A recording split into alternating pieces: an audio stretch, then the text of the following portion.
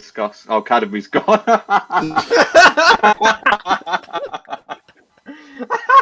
If that was planned, that's what Oh, that is. if that was planned, that's an amazing joke. Oh, that is. This is so He making. just went, bye! I thought you just pranked us all. I was like, nah. I'm done. That was enough. Okay. Oh, Jesus I Christ. have like this big black thing on my screen that says that you aren't being recorded and like let's troubleshoot. So I just clicked on it and then it threw me out. I have to say that is probably the fastest exit from a Matt the Critic show you'll ever see. I sort of want to keep this At least part. let him talk. I sort of want to keep this part in. I mean, it genuinely took you 8 seconds. That is the fastest. Well, I'm sorry, Matt. I just had to. It's the power of the internet, because I don't even think someone at Salford could run out of the studio in 8 seconds and get out of the building. So that's the power of the internet. On that bombshell, if I decide to keep that in. So welcome to part 2 of what is perhaps one of my all-time favourite discussion topics to discuss within film. On this episode, I will be revealing what the Matt the Critic Top 10 of 2024 is. I have a few familiar faces or voices you may recognise from Salford. We have Craig, Adam, and Kadambari. Great to get you. Adam, who we can sort of see in the window. It looks like one of those things. Adam's doing his best. Who wants to be a millionaire? Waving at the fastest shit. He's practicing the waving.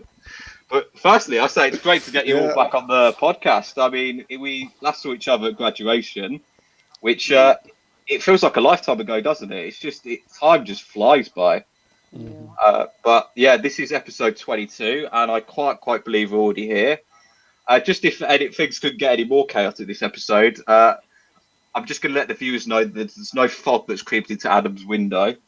Because Adam, we can't really see you at all today. It's like, was this deliberate or was it? It's pure artistic decision. Like, I'm a mysterious character, you know. Are you going with the theme of Wreck-It it's just, Ralph? 'Cause they had like the pixel theme, right, from Wreck-It Ralph. Yeah. Or Spider-Verse. Yeah, that's what it is. Yeah. It represents the bad films of the year. You know, that's what it does.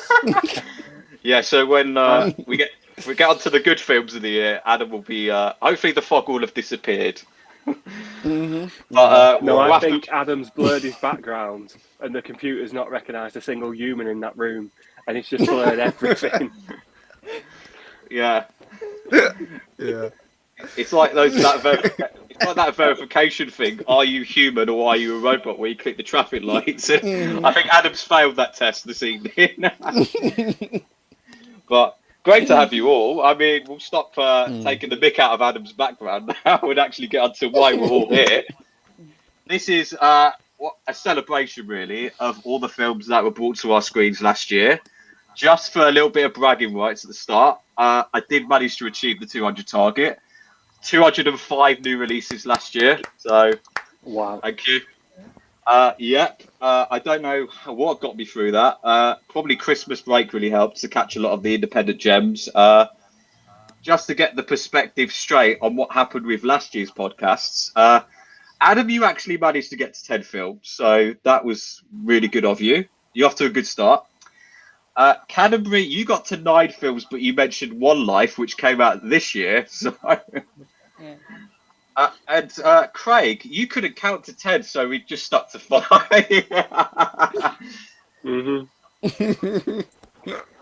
So, I think we've agreed on a good compromise for all of us, because I think with the course at Salford, we've all been really busy. So you have all prepared your top 5s of last year. Am I correct? Yes. Yes. All correct. Right, we're off to a good start. Brilliant. But yeah, as you can believe, this is probably an absolute nightmare for me, this list, to try and will it down to 10. When we go through my honourable mentions, you will see how many candidates that were fighting it out. But So I'll ask this question to get all the bad news out of the way. Were there any film experiences from last year you were looking to forget from 2024?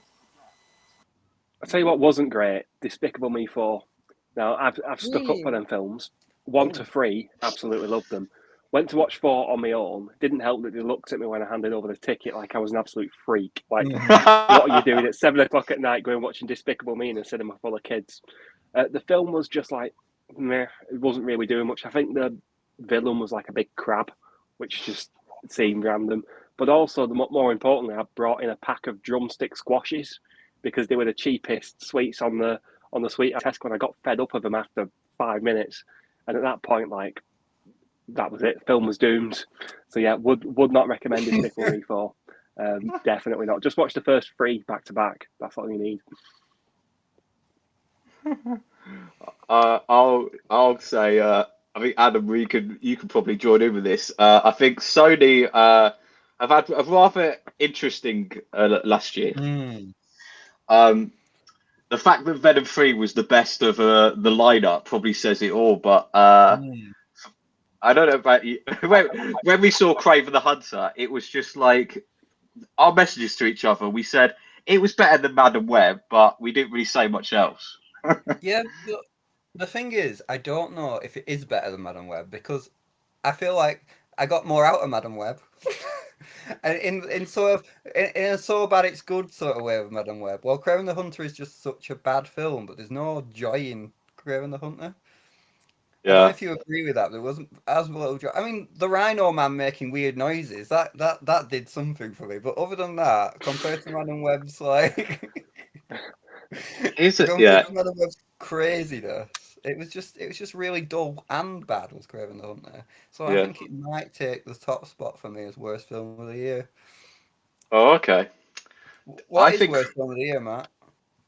Okay. So I spoke about Madam Web and Craven, then I'll answer the worst film of the year because it's not either of those two actually for Oh, me. interesting.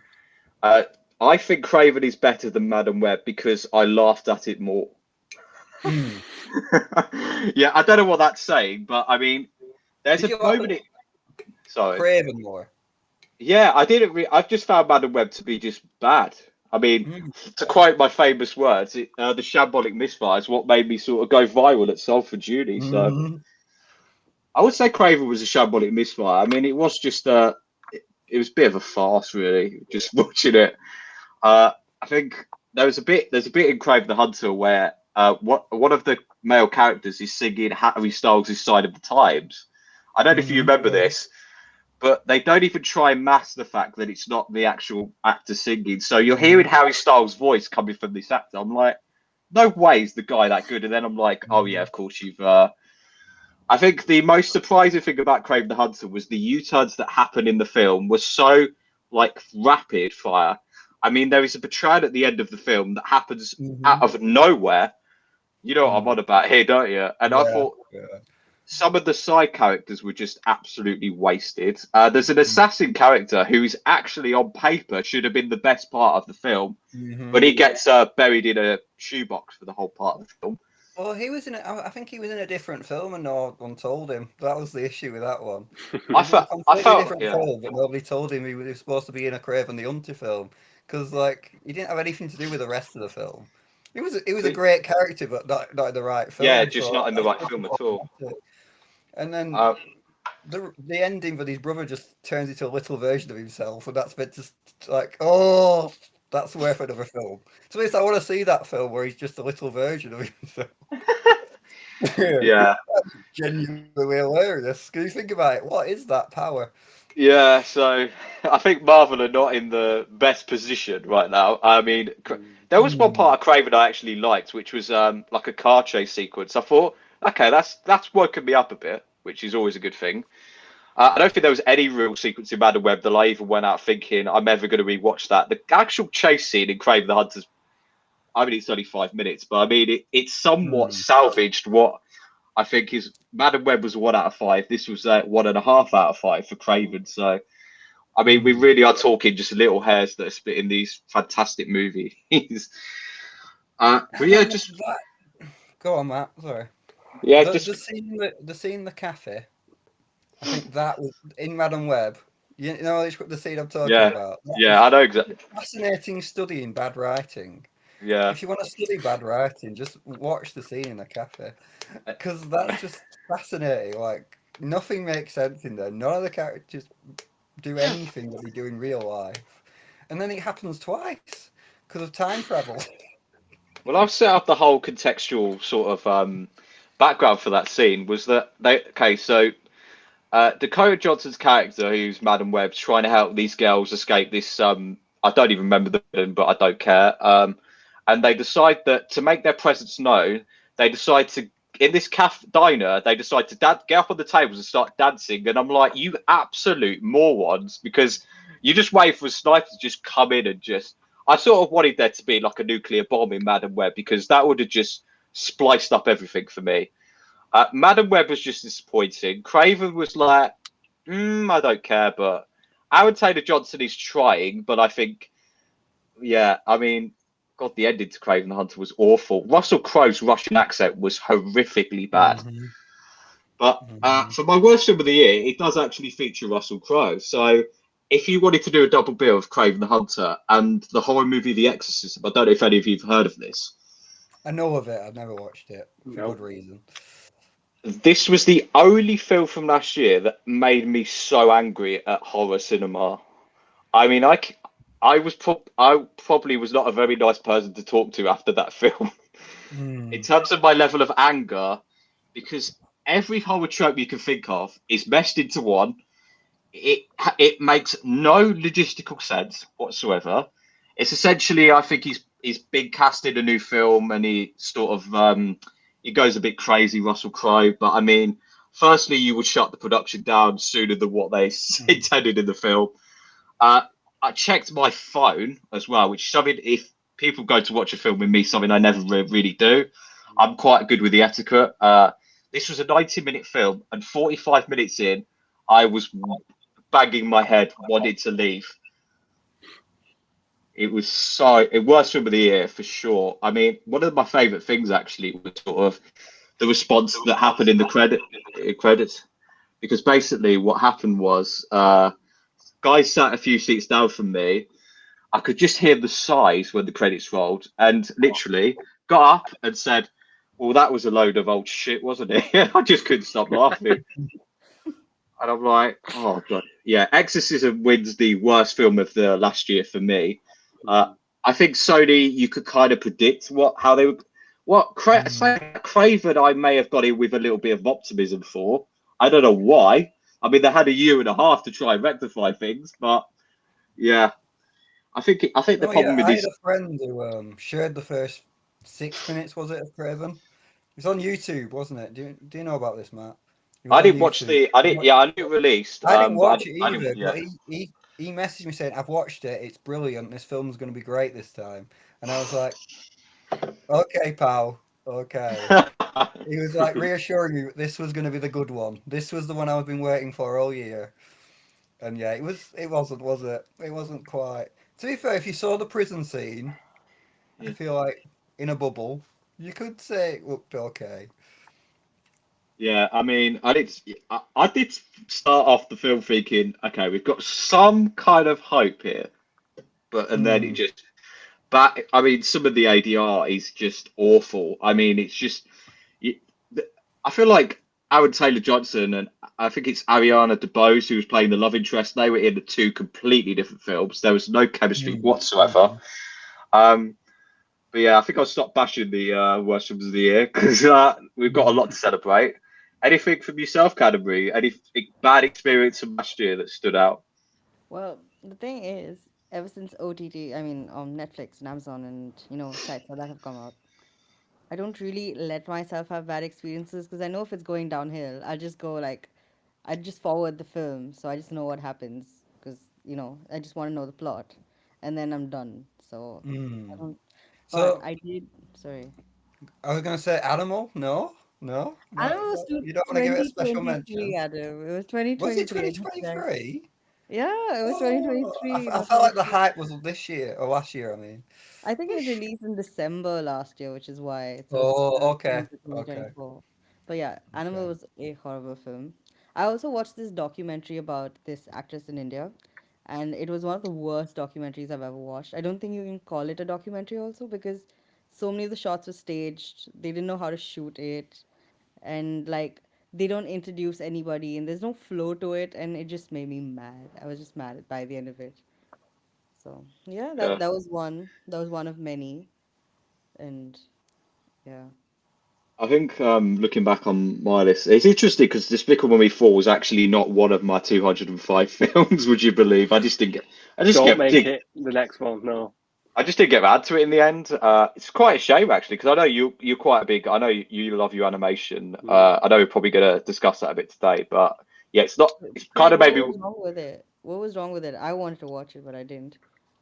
It was just like I think because there's 3 Despicable Me's already and 2 Minions, there's enough where you forget what happened in some of them. So I could watch Despicable Me 3 and have forgot the plot and catch up. And I thought, well, I'd be better off watching that or watching Despicable Me 2 that I don't remember that well than watching. It was just, I can't even remember fully what the film was about. And I have no intentions of going back and watching it to give a synopsis either. It Yeah. just, yeah. The kids look quite bold in there as well, which was, yeah, I think that's the teller. Yeah. I think a lot of people have said with Despicable Me to stop after 2 because I have got it on my letterbox list. But yeah, not yeah. We'll get on to the top 10. So I'm going to go through sort of 10 through 6. I'll go through my honorable mentions when we all go through our top 5s as well. Yeah, this was a very hard number 10, this, because there was a lot sort of fighting it out. But we'll see if you've heard of some of these. You may have got some in your list, but my number 10 to kick things off is Furiosa, a Mad Max saga. Anyone seen it? Or I've seen it. It's not on my list, but it it? almost was. It was in. Okay, It was in the mix for 5, and it's okay. in the mix. Okay, so I've gone back to this film a lot since seeing it because I think this is an absolute triumph of an action film. I think following on from Fury Road was always going to be a very hard job because Fury Road, I would say, is considered by many to be one of the best action films ever made, I'd argue.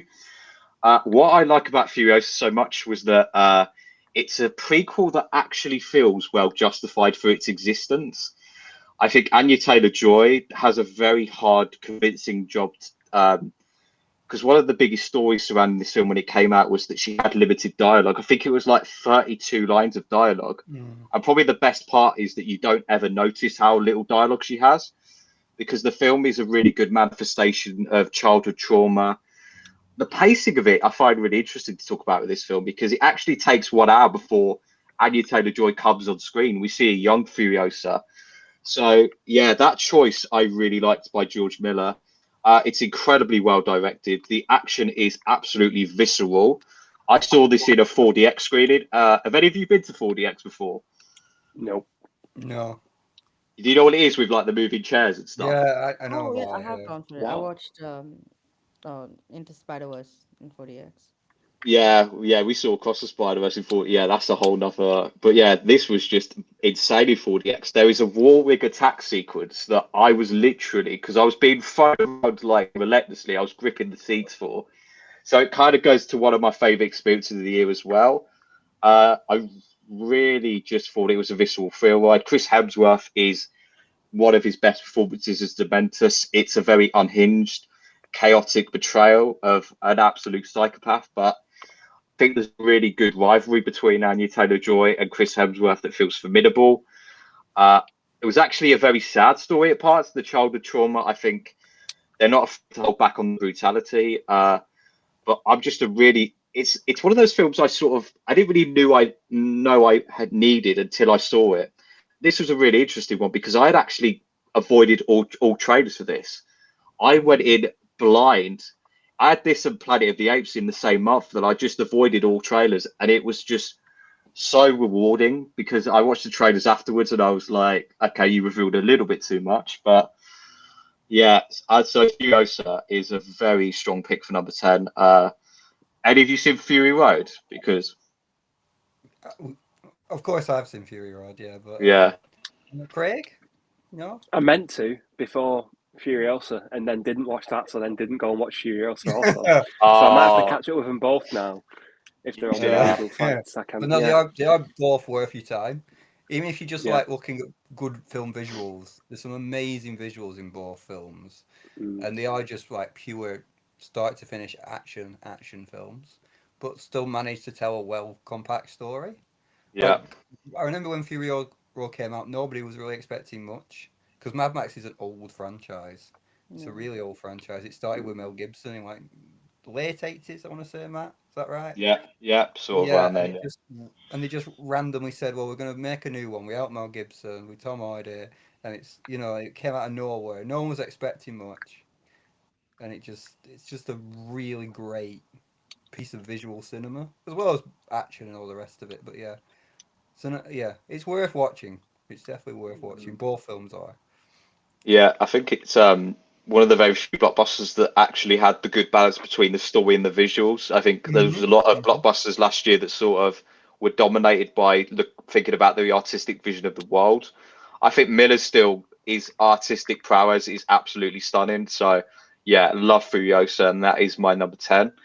I'll move on to my number 9 now, and my number 9 is the Iron Claw. Don't know if... I did see this, yeah, and I completely forgot that was this year. Yeah, it was Go on, sorry. early Feb, I believe. Considering I'm not really a sports fan, let alone a wrestling fan, I have to say this is up there. I might argue this betters Rocky is one of the best sports films I've ever seen. It's a true story of the Von Erich brothers who made wrestling history during the 1980s, and it follows sort of their rise and prominence and sort of their downfall, essentially. We have Zac Efron in a lead performance that I would definitely say is the best performance of his career. I didn't really know he was capable of putting off a performance like this, personally. I think the most ironic thing was after Iron Claw, watching Ricky Stanicky for Amazon and just thinking, like, Zac, what are you doing with yourself? Because Zac is actually a very good dramatic actor. When he's given good material to work with, this is the case, he is a revelation. He should. It was a snub that he didn't get nominated for Best Actor because it's such a heartbreaking performance. It's very emotionally demanding. It's a film that's very authentic in its portrayal of the period. I don't think it holds any punches back. It doesn't need to dramatize the events. It just speaks very truthfully. Jeremy Allen White is also in the film, and Harris Dickinson, both excellent performances. The sense of family connection, I think, is really well emphasized. So when you sort of see the disconnect that happens throughout the film, you really believe in the breakdown you're watching. But yeah, this was an A24 film. The lie just thought was quite stunning, really. It was quite poignant. I left really thinking a lot about it. Considering I'm not a sports fan at all, I thought particularly some of the wrestling sequences were nail-bitingly constructed. I find that with sports films, particularly like with, I know we've got the Formula One movie coming out this year with Brad Pitt. Just the way they're able to bring sports to cinema, the filmmakers, is really quite stunning. Directed by Sean Durkin, and it's got no recognition at last year's Oscars, but yeah, I can't believe this has held up as well as it has, to be honest, because I thought this was this might fall off my radar, but not stopped thinking about it since, and absolutely loved it. Yeah, like you say, it's full of great performances. That film, like absolutely amazing performances. It's not really about wrestling; it's more about family and the dangers of ambition. Yeah. God, I have to think back because it's so long ago since I watched it. But yeah, I remember leaving it and I felt so flat because it is a very depressing film. Like you don't think it can get worse for this family, and then it just somehow keeps getting worse for them. Like they believe they're cursed. That's kind of the theme of the film. Like they believe they've got this curse, and then every like 10, I'd say every like 15 minutes of the film, things just get worse and worse and worse, don't they, for them? Yeah, all behind this background of being a wrestling movie. Yeah, it's totally agree with what you said. It's not necessarily much about sports. It's more about the family involved in the drama. Particularly with Jeremy Allen White, who I don't know if any of you've seen The Bear. This was kind of my first little introduction to him. But there was a scene where he's playing Kerry Von Erich, and he gets a scene where he injures one of his body parts, and I still remember the scene quite well, but the sound design in that moment, it just cuts to absolute silence. It doesn't need to show you what happens. It's a film that does a lot of the showing, but not necessarily. It doesn't need to explicitly state how psychologically drained everything is. It is a very depressing ending. It's like it does make you sit back and go like, "Whoa!" to what you've just witnessed. But no, I love Dying Claw. Shoo-in really for why it didn't get nominated for Best Picture, but that's just the Oscars. I mean, we could have a whole argument on what's going to get nominated this year, because I've got some very strong opinions about some of this year's predicted nominees. But yeah, we'll save that, I think. But yeah, that's my number 9. I do my number 8, and we'll have a bit of a break. I actually got some more questions. I don't know if any of you will have heard my number 8. It's the first horror film on this list, and it's called Cuckoo. Heard of Cuckoo. it, not seen it. Yeah. I've Okay. heard of this. I've not seen Yeah. it. Okay, this is directed, I think it's in his feature debut, by Tillman Singer. It stars Hunter Schafer, who I know is in Euphoria, and it stars Dan Stevens, who also is in Abigail, another really good horror film last year. Cuckoo, to describe it, it is one of the most bonkers horror films I have seen for a very long time. It's essentially Schafer plays this 17-year-old, and the family's forced to move to this holiday resort. And to put things very simply, things are not what they seemed. And this is just it. Well, the first time I watched this, I was genuinely having to unravel the plot when I came out of it, because it is so bonkers. It's quite sadistic in parts, but it's one of those. It's one of the most original horror films I've seen probably this decade, because I mean, it is so out there. It's a very abstract premise. I watched it for a second time over Christmas, and I only really then started to and it made a lot more sense. A few of the aspects on rewatch. This was another film I went to totally blind, and I was immediately caught off guard by how creepy the dialogue and atmosphere was.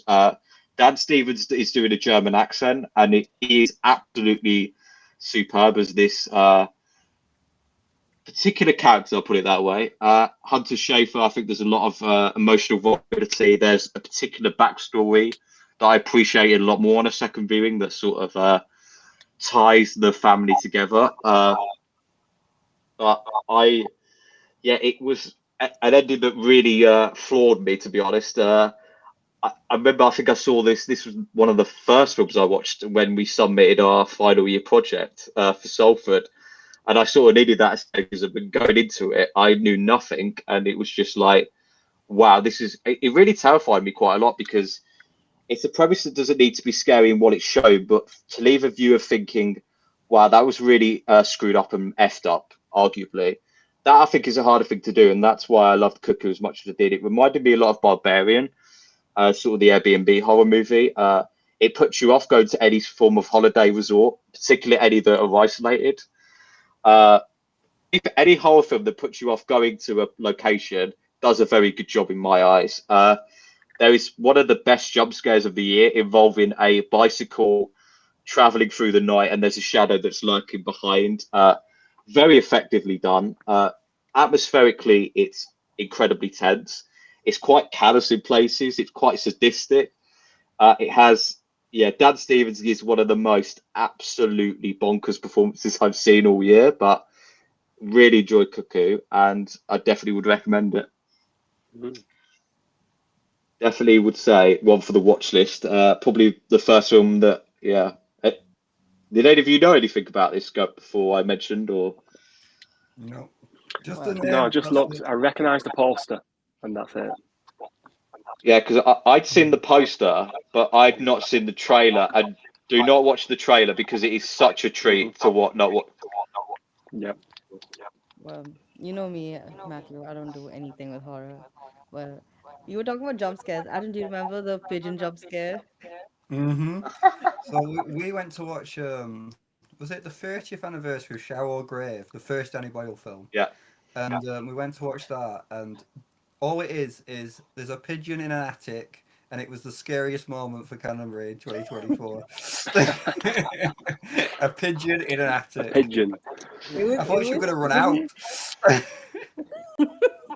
But Adam, it was a very tense moment, okay? And pigeons are scary. Yeah. You know, Yeah. you got to watch them pigeons. You got to watch them. You do, you have to. Cadbury's a lightweight when it comes to horror, I would argue. I don't do horror at all. Craig, do you watch horror? I'm very bad No. at it. I can watch it, but there's a lot of eyes closed or looking at the ceiling where it's dark and just like, yeah. Yeah, So, yeah. that's why I don't subject myself to it at all. Yeah. It sort of leads into a question I'd ask you to throw it out there about surprises of last year. I mean, we just said the pigeon scaring the life out of you. Did anyone have any sort of this might be a film you went to see at the cinema for the first time, because I did actually go and watch some films for the first time, re-releases. Anyone have any surprises they saw last year that maybe they didn't have any expectations and came out absolutely loving? I've got something on the top of my head. The film I watched for the first time, I went to see Pride, which I'd never seen. I think this was actually after your music video shoot, and I was absolutely shattered when I went in. And I think it's one of the most utterly joyous British films. It is so British. It's quintessential essence. It's really heartwarming. It's got a really good cast. I couldn't believe how good the cast was. I mean, you got Andrew Scott, Dominic West. Really life affirming, and yeah, I had a few surprises. Anyone got any others they want to share while I get my list up? Actually, for me, I think Inside Out 2 was a good surprise for me because I was wondering how they'd continue the plot, and I thought, okay, they might be done and they might just go with, oh, okay, the character grows up and how she deals with growing up. But introducing new emotions, I think I knew it was coming in a way, but I like the way they did it. I'm now not even sure which is the better of the two, which is really surprising Yeah. because Inside One Two is such a Inside Yeah. Out 1 is such a knockout of a film, and you're like, well, where does this go from here? Apart from a retread, but it's totally not a retread, is it? It's a whole new thing and a whole new story, and it doesn't matter what your age is. That's a film that does make you think about stuff. Yeah. Like I think So yeah, Inside Out 2 is a really good one. I think Gladiator 2, I want to say, was surprising in ways. It isn't in my top films, but I was expecting it to be just bad. When I first heard them making this Gladiator 2, I was like, what is that for a story? What is the point? I saw the trailer and I was still like, oh, so it's just Gladiator 1 again. But then watching it, I actually enjoyed it a lot. But the film, I mean, spoilers, but if you've seen Gladiator 1, you've kind of seen Gladiator 2. But it's still enjoyable because of how they did it. And there is a bit more to it politically wise than the first film. It's not as good as the first film. But Yeah, first film's like a best picture winner. It's not that. But it is an enjoyable film. What did you think about it, Matt? Or is it in your list? It's not in my list. Yeah, I had some issues with it. I think we spoke about this. I really enjoyed it, actually. I thought for 2.5 hours, it absolutely flew by the time. Every time there was an action sequence, I was riveted what's going on. But Paul Mescal's absolutely terrific. We know I've got a soft spot for him anyway, as you will have heard many a time on this podcast. Not one of his best films, I'd argue. There is definitely faults, even I'll admit that. I think just the character depth in it is particularly lacking. I think it's one of Ridley's not his sharpest character work at all, I'd argue. I think they're almost maybe just slightly all one-dimensional. But I was really impressed by how sheer the scale was and the magnitude of it. It felt absolutely huge. I mean, off the chart scale. I mean, there's $100 million films, then there's Gladiator 2, which is in the Premier League of. Had no issues with the world building, but yeah, I'd still really enjoyed it. I think it's very easy to follow if you've not seen the first as well, I'd argue. Yeah. It's a story in its own right, which is good. And an amazing scene involving a monkey. Oh, wow. You've not seen it? Yeah, there's some. If that doesn't sell it, then I don't know what will. Well, there's some interesting stuff in the Colosseum as well. Did the monkey outdo the pigeon, Adam? It's not as frightening. It's not as frightening. No. Wow. It does almost take over Rome, though. It does almost over Rome. Yeah, I'm just going to put it on my list because I probably got a ton of surprises. I've sort of comment on Inside Out too because, yeah, I really had no expectations going into this. I was slightly worried, as we probably said, was going to be a retread. But I was just shocked. The emotionality of Inside Out is so universal, I think, for every audience member who watches it. Like, I remember I think to me, I prefer the first one slightly. I think to me, the first one is like a 9 out of 10. Inside Out 2 is an 8 out of 10. But that's really not. Anxiety is the emotion I thought was stunningly well portrayed in the film. Yeah. Like when I'm just laughing because Adam's screen's frozen, I can just see his face. I don't know if anyone else is seeing this right now, but Yeah. I'm moving Absolutely on my terrifying camera. stuff. yeah, but I'm still seeing myself moving, so I don't know what you guys are seeing. all right, No, okay. I think we'll catch up, and then you'll have like Adam in like 2x speed. So if we've lost Adam, I do apologise if anyone who's watching on YouTube. But I tell you what, the biggest surprise is. I know this was controversial, and I do have thoughts on this. Joker 2 really surprised me because I've gone in almost reading the reviews and seeing all the it's terrible, like, and I was like, okay, I'll give it a shot because I do like Joaquin Phoenix, and I am a big DC nerd. Obviously, the Batman and the DC lore is sort of in my DNA, but I really quite enjoy Joker 2 because I have to admire it so much from my perspective that I hate fan service in films now. I don't know how you feel about this. Yeah, no, you're right. Yeah, in superhero films, yeah, it's a bit. I think there's okay. I'm going to compare it to Deadpool and Wolverine. That felt like the biggest load of fan service I've ever seen in my life, and I almost felt that destroyed that film personally because I'm going to be honest. I thought the press tour for Deadpool and Wolverine was better than the film itself. I thought they were building it up so much to be this big event, and I saw it. I don't. If any of you've seen it, I mean, feel free to comment. But I thought it was a really big disappointment. I thought it was the least funny of all the Deadpool films, which I could not believe. I thought they almost had to. I know we hate Disney, but you don't need to tell me for 2 hours straight that you hate Disney. Villain was the most forgettable of one of the three. I just think it's a. So that maybe Deadpool and Wolverine surprised me with how big the hype was, but how disappointing it was almost. But Joker 2, I have to commend it for basically Todd Phillips saying he hated the first film so much that he made, and he said, you know, I'm going to just go in a totally different direction, see if it works. It's probably not going to land well, but for me, it actually landed very well in the most part. I just think that my main issue with Joker 2 is that when you pair Joaquin Phoenix with Lady Gaga, you can tell the vocal differences immediately. Yeah, it shouldn't have been a musical. I don't know why it is a musical. I feel like they took a swing and it missed with the musical aspect of it. Like the film, how can I put this well? If the film had done like if that film was a 90-minute film that told the exact same story, it could have been a really good film. Like told that story well. But because of the musical aspect and everything they tried to cram into that film, like by the end they were repeating themselves, in my opinion. I know, Matt, you think it's really good, but I just feel like it was just missing stuff. I do think it was a good idea because they really tried to do something different, a slow burn, not superhero, it's not superhero, but a slow burn drama with a character from a comic book. But yeah, I do feel like it could have just been a smaller film. Take out the musical elements, and you've got a half decent drama there. That's what I'd say about it. Yeah, it's I think it's definitely, I'd say, the Last Jedi of the DC universe. Mm.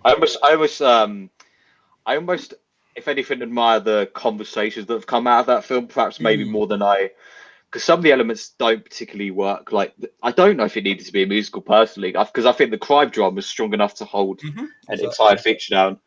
I actually really like the ending. I know that's gonna be dicey, but yeah, Joker 2 was a real big surprise.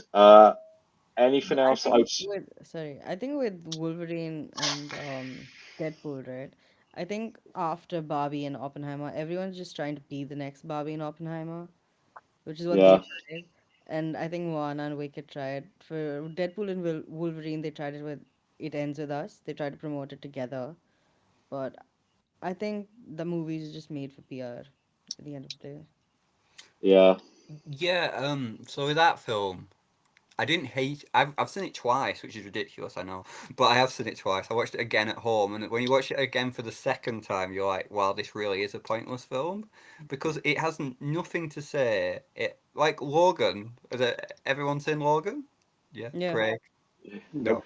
that's fair. But I know Matt has. Definitely.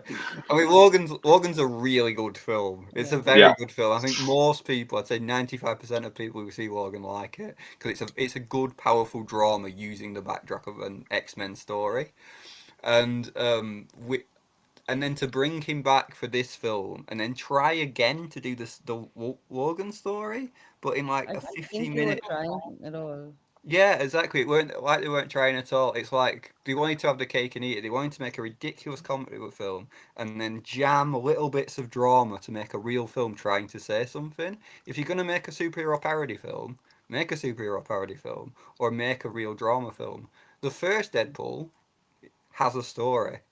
He says at the beginning this is a love story, and it works as a love story and a parody film because it's a love story is an easier thing to make into like a comedy film as well, because obviously that's the genre that already exists. Well, yeah, it was just fan service as well. Every other second, and then so when you watch it back at home and Chris Evans turns up, spoilers, or anyone else turns up, you're just like, okay, yeah, cool, Yeah. I guess. But now, once you know all the twists, where is this to go with it? Yeah. I don't know. I don't know about you, but Hmm. for this film in particular, I felt the cameos weren't special at all for some reason, even though I didn't know who was turning up. Mm. It And felt also, like the that scene in Doctor Strange too, but it went on for 2 hours. but also with Deadpool and Wolverine, right? Like you can see, like if you look at the scenes, you know which scene would trend on social media and which one Mhm, would mhm, go mhm. viral. And I think they deliberately like made it that way. Mm. Especially like the NSYNC dance, was it? That went Yeah, viral. yeah, that Yeah. one. Yeah, yeah, Yeah, yeah. with It's all that, isn't it? It is all about like trending, and that's happening a lot on TV as well. And that's Yeah. kind of scary though, because where does that end? Like, are we gonna get real shows, or we're just gonna get bits for what are gonna look good on social media, and then the rest of us are just gonna have to watch the boring bits? Mm. yeah, yeah. It's a shame that film didn't feel more special. While I'm looking at my list, I've got a surprise that I really enjoyed. Twisters. I don't know if anyone's seen this. I've not got round to Twisters yet. I know it's meant to be No. pretty good. Twisters was one of the best summer films I watched, Mm. actually. It's got a really good chemistry between Glenn Powell and Daisy Edgar Jones. I never actually watched the original Twister before seeing this, so watching the special effects in this is spectacular. The actual tornado sequences are like really edge of your seat, nail biting, and I really enjoy Twisters.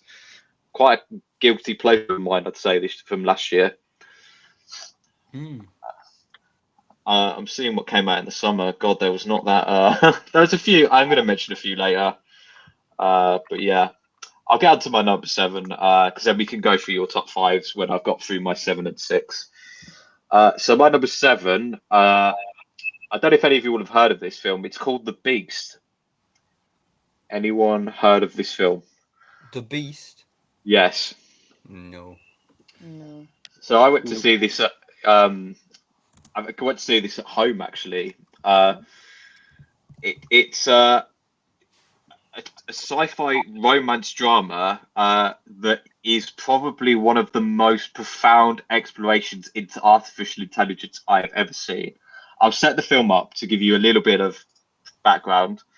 So it's essentially, set in 2044, AI is essentially in control of everyone's lives.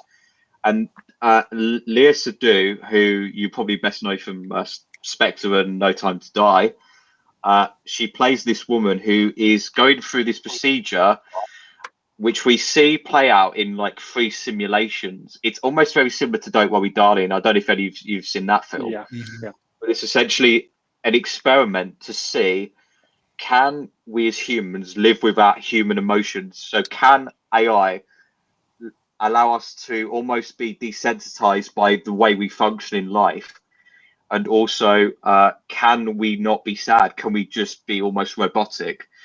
And we see 3 different time periods. So we've got the 2044, which is where the main part of the film's set. We've got a 1910 period, and we've also got a 2014 period, and we've also got George Mackay in the film, who plays the love interest.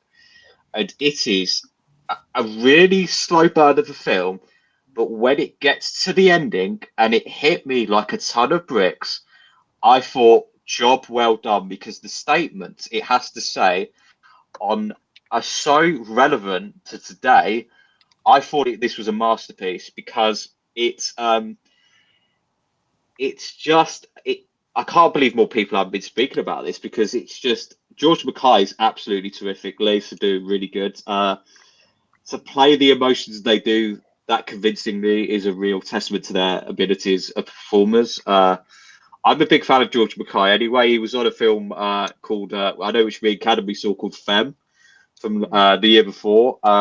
His body of work is unbelievable, I find. But it's really a film about, can emotions be stripped of people?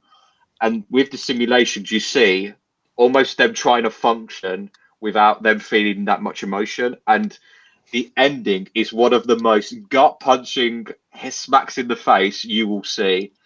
I came out just like, I was so overwhelmed by that ending. It was just, I understood the statement. I understood the entire purpose. So any flaws I may have had with the first half of the slow pace went out the window entirely, actually, because it was building somewhere. And it's got a lot to. I mean, AIs. Keir Starmer made a speech on it recently, so I think the film is more relevant than ever. It's directed by Bertrand Bonanno. First film of his I've ever seen, and it was interesting hearing the reactions coming out of this when I saw it at home, because there was a lot of. I could definitely sense a polarizing response to it, but deep down I just went, I love it, and that's what matters, because this was just a. It's actually based off a novel, but I just think this is more relevant than ever, this film, and it should be in contention for Foreign Film of the Year, because there is some French in it as well. But I absolutely love this film. Knockout punch. Yeah, it's reminds you a lot of Don't Worry, Darling, Last Night in Soho. I thought very similar to those films, but I think very much focused on the statements, maybe. But the statements it makes are absolutely huge, so I definitely recommend that. I'll go for that number 6, so we can get you all involved for the big top 5, which I feel like I really want to get to quickly, so I will go through this quicker. I've cheated on number 6 because we broke so many rules last year. I thought, I'm going to break the rules. So I've actually got a joint tie at number 6, but this will make sense when you hear the film. So joint 6 is Civil War and Blitz. Oh, Which okay. I've seen one. You've seen, which one have you seen? Civil War. Civil War. Okay, let's do Civil War first. I am such a Alex Garland diehard fan. I think his work from Ex Machina, Alienation, I'm going to even argue Men. The conversations you can have about his work are fascinating. I know he's got 28 Years Later coming out this year that he's written, which I cannot wait for. I particularly love with Civil War, it doesn't take a political agenda to itself, and it's more about the photojournalist involved in the action. It's Kirsten Dunst, Kaylee Spaney. there's very much a sense of you as a viewer feeling thrust into the action in the same way they are. You can see a lot of the pictures they take as part of a storytelling device that I thought was ingenious to show that the amount of heroism involved and what it means to work on the front line. The whole purpose of Civil War is that they're journalists who are trying to get to speak to the president before for a final interview, essentially. I think it's got a satirical point, oddly, to it. I think it's, given what's going on in the States, I mean, it's probably more relevant than ever. I like the fact it doesn't give you a reason as to why chaos is breaking out. I think it's very character driven. I love Alex Garland's direction. I saw this in IMAX, and my God, it was loud. Some of the explosions in particular. But yeah, I really enjoyed this one. Enjoy's maybe the one word, but I appreciate it a lot. I don't know, Adam, how you felt about it, what your experience was with it. It didn't make my top 5, but Okay. so I watched it on Prime, so I probably had a very different experience than you did.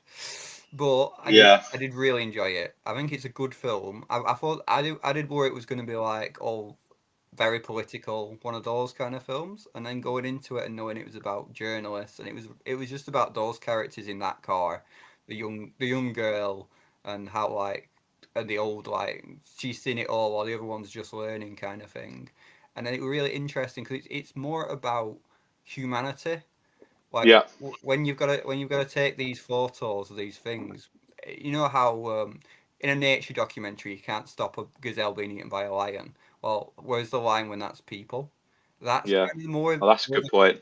More the question in that film than what then it's rather is it, and say some people are is it anti-Trump, is it not anti, is it saying something about that? But really it's got nothing to say about that other than the obvious stuff that everyone already knows. There's racism in America and all the rest of it. There is a scene about that, but the film is not necessarily interested in it.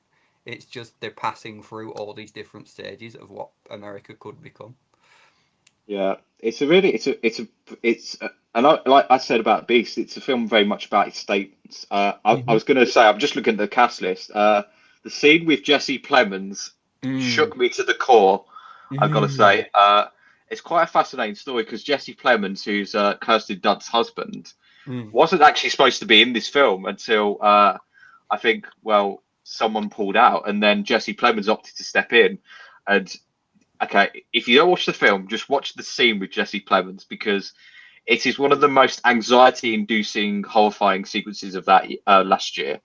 But yeah, masterfully shot by cinematographer Rob Hardy. He's someone who's Alex Garland's worked with on his other films. I'm just a real sucker for Alex Garland's work, to be honest.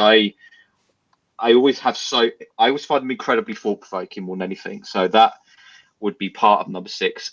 Blitz, the new Steve McQueen drama. I was very fortunate that I saw this in the cinema as well. And I feel this was an injustice going straight to Apple TV because the sound design in this was, again, really immersive. Similarly to Civil War, which is probably why I've tied them, it sort of thrusts you into that atmosphere really fast. I think the film starts with a hose pipe that goes out of control, essentially. This is with Saoirse Ronan, who I think Saoirse Ronan last year has had The Outrun and Blitz, 2 of the best performances of last year. I think there's a particularly amount focused on a young boy played by Elliot Heffernan trying to get home. It almost felt like a 1917 type drama, but told from a 9-year-old's perspective. And it is really anxiety inducing watching his journey, seeing the people he encounters. Stephen Graham and Kathy Burke have got very proper London accents in this. Graham, I think, is class acting everything that I've seen him in. I think the cinematography really makes you feel almost like you're a civilian, like you're a bystander watching this almost. The pacing thrusts you in immediately. McQueen, I think, as well, he's someone who's not afraid to not only show an event, but to look at the historical context and events that were also going on at the same time. Like Wrexham, for example, which I know he's done really well with Small Axe. Elliot Heffernan, I think, is going to be a revelation. He's a young actor. It was his first ever feature film, actually. So the confidence, I think, firstly, from McQueen to believe in him to cast it was unbelievable. The whole of the Blitz you see, the sound design, because there's points where the sound rip roars and then it just goes to silent on occasion. We see the disparities within society. We see the desire it takes for a mother to get her child back during the most unpleasant of circumstances. But yeah, it's a really sympathetic film, I think, as well. It's one that pays tribute to the Blitz really well. I thought this was a stunning piece of work, honestly, and I really didn't want to cut any of them out. So yeah, that's my joint number 6. But yeah, definitely recommend Blitz if you've got Apple TV. Then if you have Apple TV, that's the question I'll ask next. I don't. It's Never. not one of the few ones I don't have. I've got, I've got the others, but Apple TV's one. And I know it produces good content, but I'm like, I don't know if I can justify another streaming service right now when I've got so much else I've got to watch. It's really worth it. I think I haven't seen anything bad on Apple TV yet. Honestly, like even the stuff that's been lesser quality, I'm like, okay, that was really well shot at least. Like some of you compare it to a bad Netflix production, it's nowhere near on the same level. I don't know if any of you watched Severance, but that's coming back this week. I think Apple TV has good like series and shows on it. Yeah. Yeah. They've got a movie next month with Anya Taylor-Joy and Miles Teller that I really want to see. I think it's called The Gorge. Well, I felt like I've been talking for a long time. I'm going to let some of you guys now take the floor. I think the first question, just want to get your perspective on, was there any sort of honourable mentions of films that didn't make your top 5s? Oh, I have a few. Let's shout them all out. Okay. So one of my honorable mentions, I think it was a topic, which is why I don't know why it didn't make it to my top 5, but I mean, if it was top 10, then it would have definitely been there. It's this film called Maharaja, which is currently it's released in China, and the people in China are loving it, and I think you should watch it as well. The way the story's told, and the way the director has, dealt with the entire film is really interesting. So the Yeah. plot is about this father who um who goes to police station to complain about a dustbin that goes missing. So that's why it starts, and you're thinking, okay, now what can this film do?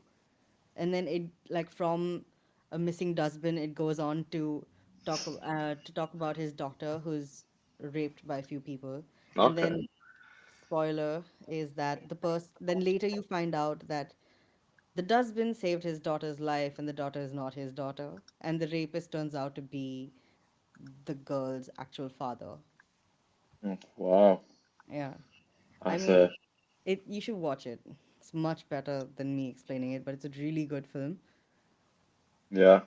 That sounds really good. What was it called again? Sorry, I don't know if you. Maharaja. There are two of them. Maharaja. Right. You're watching it. This is the one with this is the one in Tamil. Interesting. Interesting. Craig, Adam, did any of you have any honourable mentions? Do you want me to go, Craig? Go on, you can go. So a few, because I was really the fifth spot was a hard one. Yeah. But like now you mentioned Iron Claw, I was like, oh, I should have put that. I should have put that somewhere as well, because that is a really good film. Like I said, downer ending, but a really good film. Heretic, I thought was really good. I know you saw that one as well, Matt. Yeah, I had some thoughts on the second half, but yeah. Yeah, I'm the same. If it wasn't for that, like third act, I'd say it would have been right up there, because I was so gripped, and then it just sort of fall apart in its last act. Becomes, I'd almost say, a cliche of a horror film. While the other like the beginning of it's a really interesting debate film. Other than that, Blink Twice, I really like that. Did you see that one? I've seen Blink twice again. The second half, I've got you're picking some dicey picks for me. I've seen the trailer for Iron Claw and Blink Twice, and in terms of the trailer, it was really good, but I just never got around to watching it. I think Blink Twice is a bit of a horror cad, so I'd warn you. I know, I watched the trailer, Adam. I watched the trailer. Wait, is it though? Is it? If a pigeon's enough for cad, then maybe that is. Oh yeah, definitely. Anything's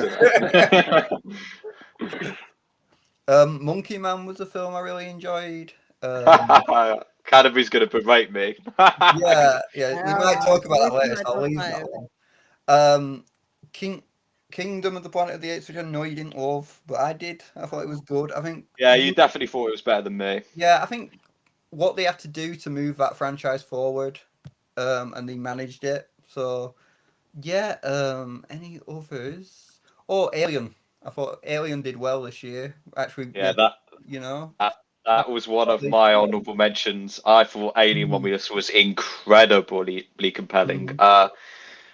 Considering you're sort of reintroducing what would be an old story to new audience members to a franchise, Fede Alvarez is one of the best horror directors. There were actually moments in Alien Romulus I was like gripped like the final act of Alien Romulus is jaw-droppingly compelling.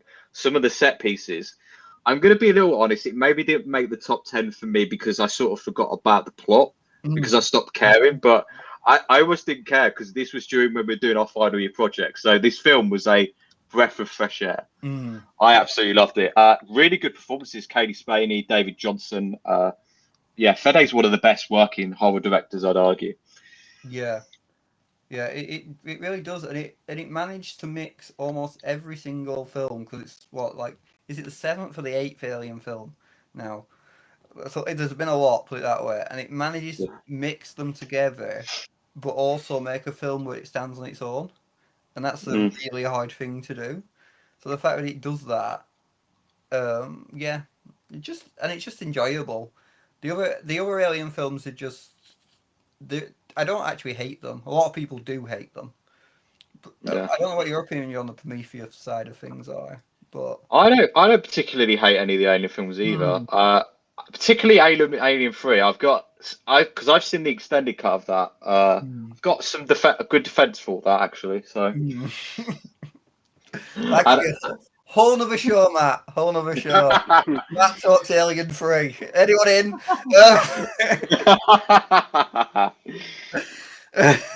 But yeah. Can again, it's a bit scarier than a pigeon. I've watched the older Alien films. Have Okay. you? What's your opinion on them? Well, as a kid, it was worse than a pigeon, but I think I might be okay with it.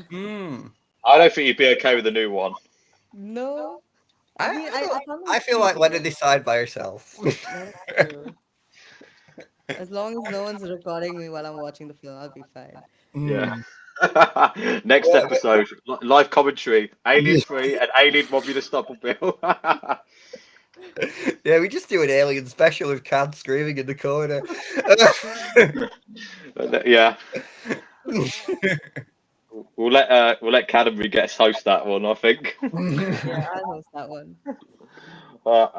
Yeah. Anything else? Craig, you got any suggestions? I mean, if you'll allow it, Wallace and Gromit Curse of the Were-Rabbit was on iPlayer again this year. So it did technically get re-released. We'll get onto Wallace and Gromit later on, but that if it's still on there, that is definitely worth a watch if you've not seen it, or if you've seen it 20 times, yeah. I watched it on Halloween with my niece, and it was her first viewing, and she loved it. She genuinely got scared of a rabbit, and that really says something, doesn't it? Yeah. What's not to love? Yeah. Yeah, I went to rewatch Back to the Future Part 2 last year. I cannot believe how well that film holds up. That is all three Back to the Futures. I don't care what anyone says, they're perfect. No ifs, buts, or maybes. It holds up in terms of special effects, maybe not predictions, because it is meant to be 2015. But... I don't care. Michael J. Fox, it's timeless, that film. The comedy and slapstick is just... So I'll go through my list of honourable mentions. I'll go through this a bit quickly. So I've got the new Melissa Barrera film, Your Monster.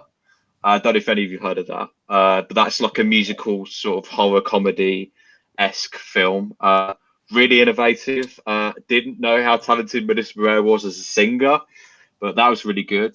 Stop Motion, a horror about stop motion animation that had probably one of the best body horror sequences of the year for me. Really good interpretation as to how an artistic creator could lose themselves in the process. something we may have all come across a few times. Mm. Monolith, a film about a podcaster, fittingly, obviously, hosting this. What's the podcast called? Beyond Believable. And discovers this mystery behind some bricks. Very much a film about where you sort of uncover things at the same time the character does. It makes podcasting interviews, it heightens them to a new level of tension because you have no idea what's going on at the other end of the microphone. Some you may have heard of. I've got Abigail, the young vampire. Absolute blast with this film. It takes place mostly in the house, but Alicia Weir, who plays the young girl, I don't know if any of you seen Matilda the musical on Netflix, but she is a force of nature in this. Really liked her in this. A24 film, I Saw the TV Glow. Don't know if any of you've come across that. Heard the title, that's all, Matt. That's it. Very abstract, very much you've got to read into it. It's more about what you bring to it as a viewer. Maybe didn't hold up on a second viewing as much as I'd hoped, but yeah, I'll go for the ones you probably know of. So A Quiet Place Day One made my honourable mentions. I actually think this is the best Quiet Place movie. Ooh. I still think it's the first one, just because of how original it was. I think the first is really overrated, personally. Oh, really? No, I really enjoyed the first one. It's just like when it was new, when the idea was new, I thought it worked out really well. You know, well, it's a really well directed little film. Yeah. But I did really enjoy what they did with this, how they could keep that franchise going. They didn't just do a retread another family on a farm, which does happen in franchises. So no, I did appreciate the film. Yeah, that was a lot of tension I found in the sound design in the cinema. No one was eating snacks or anything, which I was like, okay, good cinema audience there, thank you. I had the Netflix film Hitman with Glenn Powell. I don't know if any of you've seen that, but actually, Matt, I'm going to get around to it. Spoilers. Oh, okay, yeah, okay, we'll get on to that. Nora with the new Mikey Madison film, where she's heavily tipped for a Best Actress win. Well, we might talk about someone else who's in competition, maybe, I don't know, but really enjoyed Nora. It was a very honest portrayal of the sex working business. Surprised by how riveting it was and how satirical it could be at the same time. But the biggest surprise, which I sort of wanted to save, Smile 2. I had no expectations for this, and I was absolutely blown away. It features a performance from Naomi Scott that should be in contention for Best Actress. It's one of the best sort of breakdowns of a mental health sort of spiraling out of control that I've probably ever seen in horror. I think it's one of the most believable. It took what I think was maybe a gimmickry premise with the first one, and it elevated it literally to a whole nother dimension as to sort of how do we use the entity to sort of act as a metaphor for someone going through a mental health breakdown. Naomi Scott absolutely put Smile 2. I didn't even think that would be an honourable mention, but yeah, that's probably my list, I'd say. So quite a good few titles that fortunately didn't make the cut. So I'm going to let other people have the floor now for a bit because I have spoken too long. So does anyone want to kick it off with their number 5? As you mentioned it, Hitman is my number 5. I dare say that's a brilliant choice. Yeah. Go on. Tell us. Oh, are you breaking up? I can't tell. Yeah, Hitman's my number 5. Yeah. Yeah, so I just enjoyed this one. It was a really nice surprise. I hadn't even heard of it. I think, and then it was just on number 1 at Netflix, and I was like, oh, I'll check this out. And it was just a really good film. An amazing performance from Glenn Powell as like 6 different people. You know, it had a really good mix of humor and action. And it was just like one of the films that like I enjoyed the most this year. I wouldn't say cinematically it's anything special or anything to talk about, but as just a film to really enjoy, I thought it was just really good. What did you think? Me, I really enjoyed. Yeah, I love this whole sort of satirical look at him creating assassins, almost to be believable to the people he was trying to get. Oh well, literally exposed to the services. But no, Glenn Powell was incredible in this. I thought the actual relationship was incredibly well. I know it's the actress who was in Morbius, probably not the best example. But yeah, I thought their chemistry was really dazzling. Yeah, Glenn Powell, he's so charming. I think he's really come since Top Gun Maverick. I've been so impressed with his work since then. But Hitman was like, I couldn't believe it was. Yeah, I couldn't believe it was a true story almost. Well, I know they made up the part about the romantic involvement, but the first 40 minutes of all these different personas of the assassins, I thought it was so charming. Oddly, I know it's quite a serious subject, but I think Richard Linklater, the director, managed to bring quite a good sense of. It's quite life affirming, somewhat. It's quite charming. Charming's a very good word, I'd say, with Hitman. And I think it shows Linklater's like range, because he like did more artsy films before this, and this is really like just an enjoyable action drama film, and it really just shows what he can do as a director. Because like when I found out it was his film, I was actually surprised. It didn't feel like one of his films. It's not a slow burner like a Boyhood or a Before Sunshine. It's just Before Sunrise. It's just a fun film. Like if you've got 2 hours, I would recommend this one. Definitely would. Have any of you heard of this before Hitman until we mentioned it, or? No, I've just looked. The poster looks interesting. It looks very, wacky. It's a problem I find with Netflix films. Sometimes they can be number one and then just disappear like a absolute, like a magic trick almost. Yeah, the model is. The Netflix modeling structure is terrible because like a lot of what I watch, the originals, they just disappear.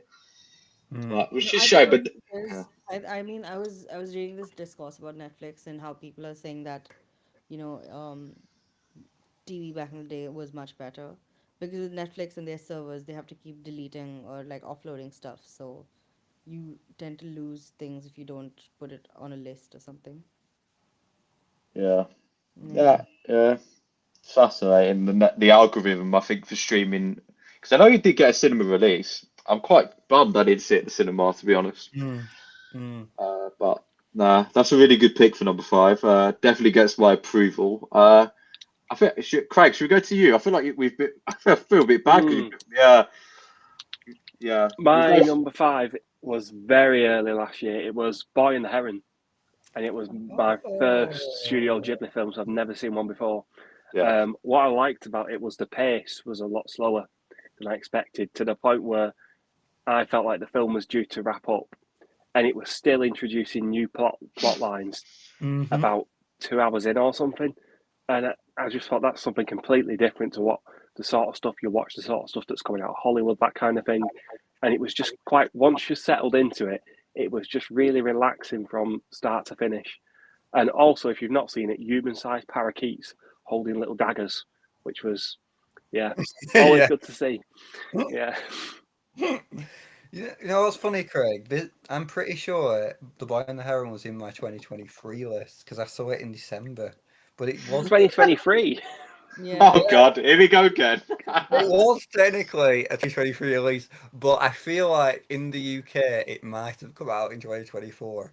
But I never put it on my 2023 list because we discussed it then. Because Matt, you said you'd never seen any of them, the Studio Ghibli films. I have seen 2 anime films since. Oh, which ones? So I saw one from last year called Look Back. That was 58-minute piece on sort of these Japanese manga aspiring artists, and I really like that. I saw another one the other day that was one of the trippiest films I've watched in a while, called Perfect Blue. Not ringing it. I've not seen either of those, so you let the side down with Perfect Blue. Don't criticize me for not seeing anime. I'm just giving you a Premier League recommendation here. Yeah, I would watch them actually. Like Studio Ghibli are great, man. Like you're really missing out. Have you seen any more since, Craig? I've seen Spirited Away when it came to the cinemas in December, and that again with the pacing, it was like you sat there and you're thinking, I've run out of popcorn, and there's another plot line starting up, and No, I love Boy in the Heron. Like I say, it was longer than a year ago for me now, but I did absolutely love watching it because it's such a visual treat, isn't it? And such a different way of telling a story. Yeah, so it's a good pick. Good pick. Definitely need to see it. So you picked one I've not seen, so yeah, I've got quite a lot of anime I need to sort of get around to this year, but maybe it's worth watching. Do you think it's better than Across the Spider-Verse? I don't know if you saw that in the end. I did, kind of, in a different way. Oh, I interesting. think Spider-Verse it's all about that fast pace and cutting between things and snapping between things.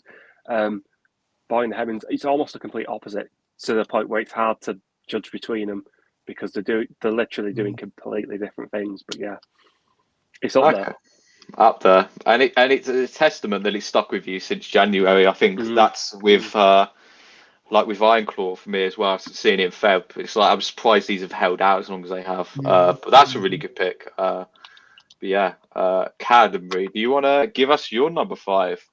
Well, my number 5 is a film we watched together actually. Manjumel Boys.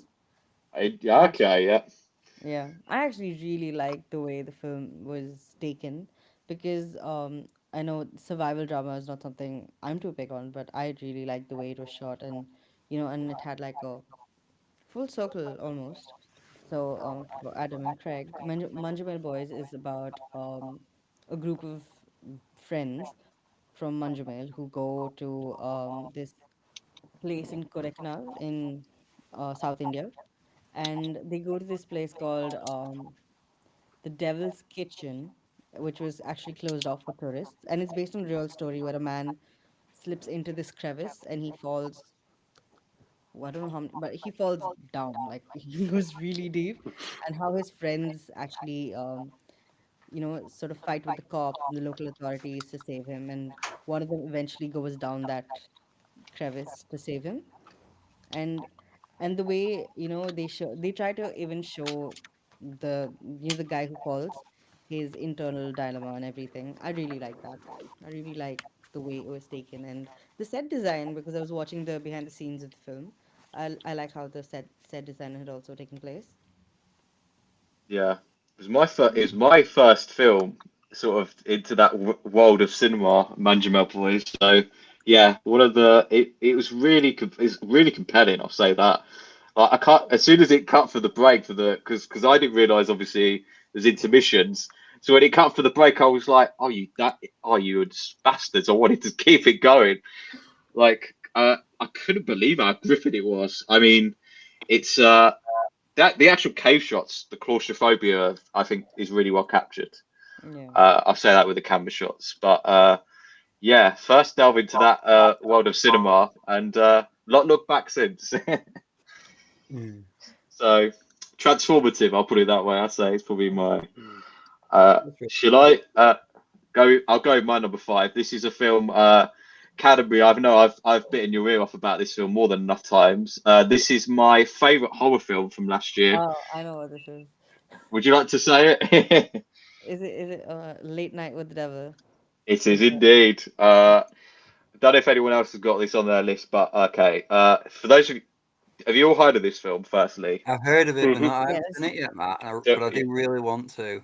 I remember you telling me about it when it came out. So this is a supernatural horror film where you are watching a Halloween special of a talk show, Night Owls with Jack Delroy. And at the start of the film, you get this classic sort of 70s narrator voice giving you a little bit of introduction about the talk show host, saying his background, what's led him to this point. You get a photo montage, which is a very interesting way of learning about the character. Very intuitive, I'd argue, actually. And then he says, "What you're about to see is the unaired recording of so and so." Then it starts, and then you are in it for the whole 90 minutes. It is absolutely brilliant. This film. It's a film it might be my most rewatched film from last year. I think I've seen it 3 times now, and from an entertainment perspective, I think it has a real hard job on its hands because when the show's off air, you're seeing sort of the crew and the cast reactions to the events that have just gone on, and having to do that in such a short amount of time is a testament to how strong I think the tension holds. Directed by Colin and Cameron. I'm probably going to butcher this. Hands or cards or something, but it really holds up well. I mean, they shot it for like just a couple of $1 million. It wasn't a high budget film. I think the cinematography by Matthew Temple makes it actually feel like you were watching a 1970s broadcast, particularly at a 4:3 aspect ratio.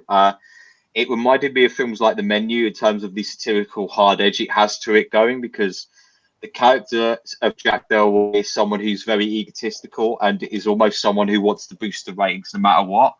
When you actually get to see what the devil part of the film is, I was on the edge of my seat. I was shocked by how good the visual effects looked. I think the visual effects budget was $150,000, which, insane to think.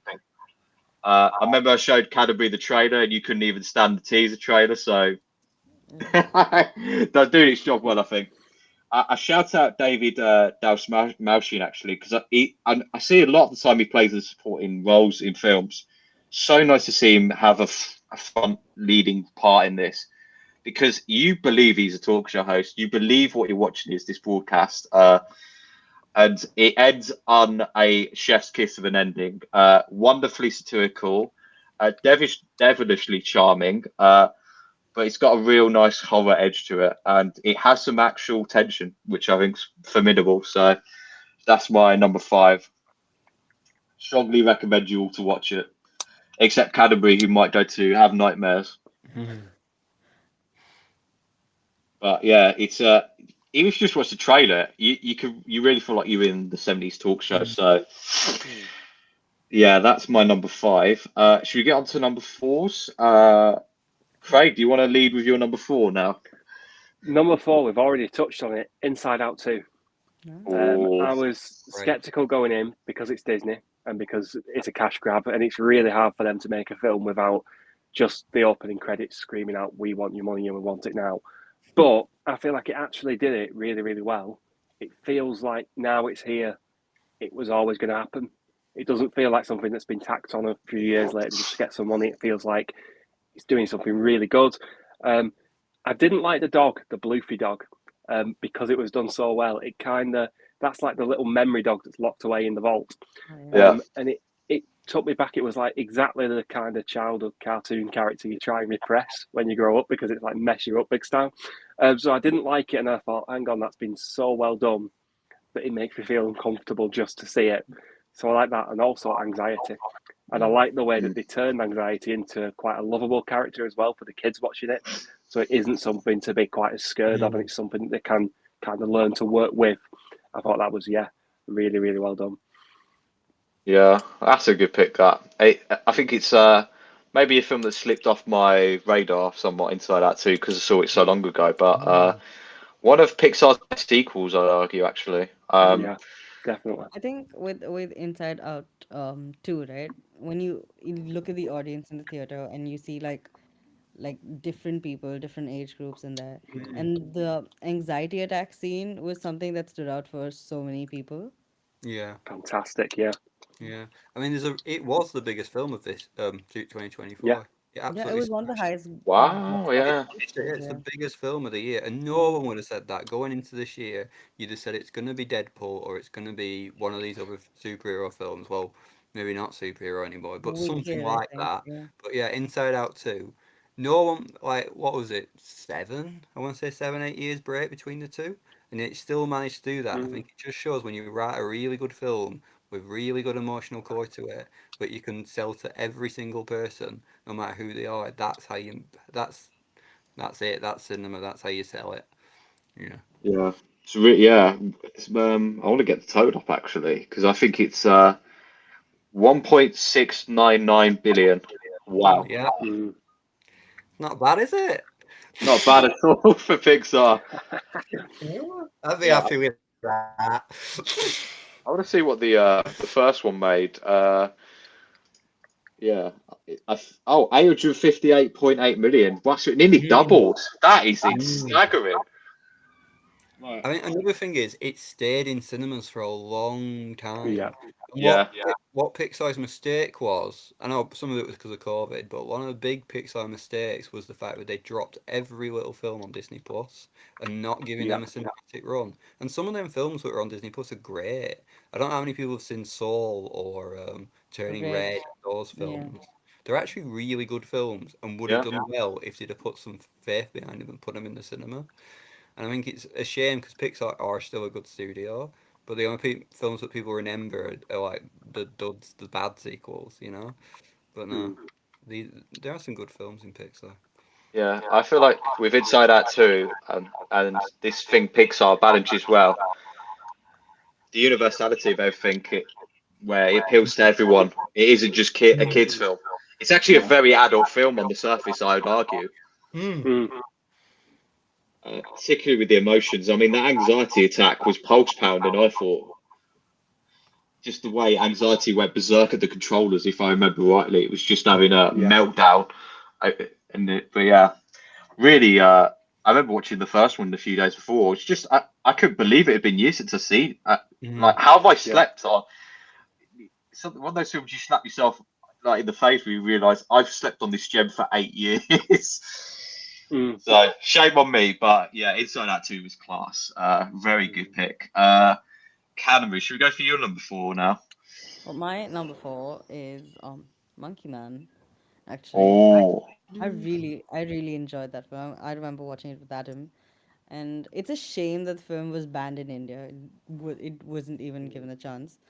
And I think knowing the mythology that it was based on really elevates the story, yeah, because it was based on one of the biggest epics that comes from India, the Ramayana. And to have characters and a story that's loosely based off one of the biggest or one of the most revered gods is something that's huge. And I think the way they had incorporated the Hijra community, the transgender community, or Zakir Hussain was actually really, really good, because these are like there are so many films that come out based on this topic every single year, especially during the festival time. And to have this, I mean, for me, I really loved it. yeah. I know, Adam, you've seen it. Do you want to share a bit about your experience with Yeah. it? No, I did really enjoy it. Obviously, Cad's seen it from a different lens than I have, Yeah, it being India and everything else. It is a shame it didn't get shown in India, because yeah, and it is just a good film. You don't need to know all that stuff, and you can still enjoy it. That's what I say from my point of view of seeing it, because I don't know everything about that sort of stuff, but I did enjoy it myself. It is a good action film. It's got a nice revenge plot to it. It's really well directed. It's a first time director. Dev Patel's first director, yeah, that's it, isn't it? Yeah, and for a first time director, it feels really good. He's managed to find a really good balance of drama and energy to it. That's what I'd say about the film. And yeah, I'd definitely recommend it, and I might even rewatch it soon. So yeah. yeah. I I know, Cad, you were ripping my ear off about me saying it's not going to be in my top 10. Not going to be in my top 10. It certainly didn't, because that was being my Furiosa. But I would say one of the biggest surprise debuts of the year from Dev Patel. I mean, I can't wait to see what he does next, and it's a testament that I think Jordan Peele produced this as well. So, and it only cost $10 million, this film, which, considering when you compare it to like a John Wick, for example, like it feels like the $10 million almost has put Dev Patel onto a platform where he's almost made $100 million epic. It feels of that scale. I'll say that. And I But think, Adam, we were talking about this as soon as we came out of the theater. We were talking about how, like, the film offers something for someone who has no background with the epic, and also, even though, and for someone who knows about it, it's not like it's a letdown or it's boring and you already know it. It offers something new for everybody, which I really liked. yeah, yes, really, really versatile pick, and I was I was a fan of Monkey Man, would you believe? So don't judge or hold me for it for not including it. But yeah, great pick. So Adam, should we do your number 4 now? So my number 4 is something Craig is going to mention. 100% Okay. is going to mention. So do we want to do it? Matt, it's your call. Should we talk about it now, or is it so high up on Craig's list? Should we just wait till we get to Craig's list? Okay. Should we tell you what? You could let's say why you liked it, but I really also want to give Craig the floor when he gets to this Yeah, bit. exactly. This is more Craig's film. He didn't direct it, but almost feels like he did at this point. So yeah, it's Wallace and Gromit Murder Most Foul. It came out on Christmas. Well, I saw it on Christmas Day. Craig, you saw it at the cinema? Saw it on the 21st, yeah, and then on Christmas Day and New Year's Day, and yeah. How many times have you watched it now? Several. I've only watched it once, so I'm not as up on it as you, but yeah, it's just a really good film, isn't it? It's really enjoyable, really fun. It was like perfect Christmas Day viewing, like absolutely perfect. Like best thing the BBC have shown in ages.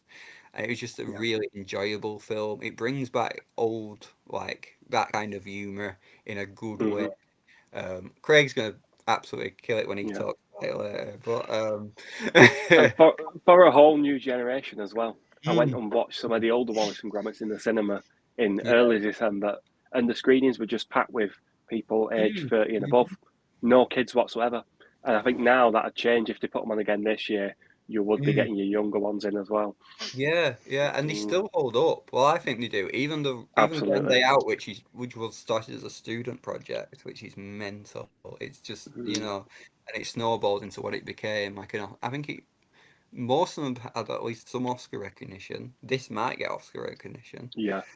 But yeah, just really, really fun film. A really interesting way of bringing back the villain. Like one of my favorite villains of all time, Severus Group. Just such a good idea, Is he a chicken? Is he a penguin? Like, it tricks me every time.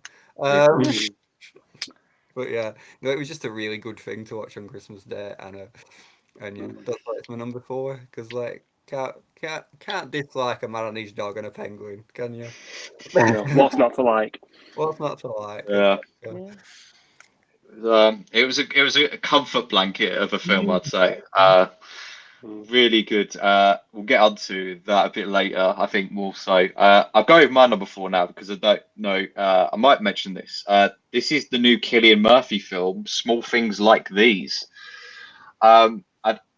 This was one of my favourite experiences of the year because I went to see for the website I write for, ReviewsGate. I actually went to see with one of the leading managers from the website. We both went to see this. I'll say a bit up about the plot. Do you not know anything about this? Totally new territory, I presume? Nothing at all. Nothing at all. Okay,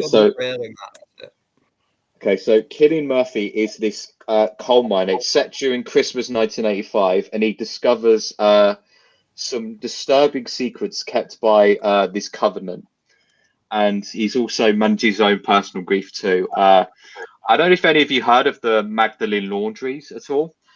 But this is loosely inspired by the true events that happened around that. It's based on the book by Claire Keegan, but the Magdalene Laundry operations, if you didn't know, essentially these were like these Northern Ireland institutes where if young girls got pregnant, say like 16, so 18, they would be ousted by their family to almost go and work there and essentially be like slaves. And their child gets taken out of their hands as well. And essentially, from Cillian's perspective, which is the film that we follow, we sort of see him stuck between a rock and a hard place. Because essentially, I think he's going to pick up an invoice for the coal he's delivered to the Covenant. And then we see what's going on inside. This is an absolute masterclass in complexity with knowing how to have a restraint on it. The film's volume, I think, with saying very little while saying so much. It's a very slow burn film. It takes its time to unravel before you sort of actually get to the mystery of the drama. But every significant detail builds to a very reflective experience. the character emotions, the confidence. I think the screenwriter Edna Walsh brings out is resounding. Cillian Murphy.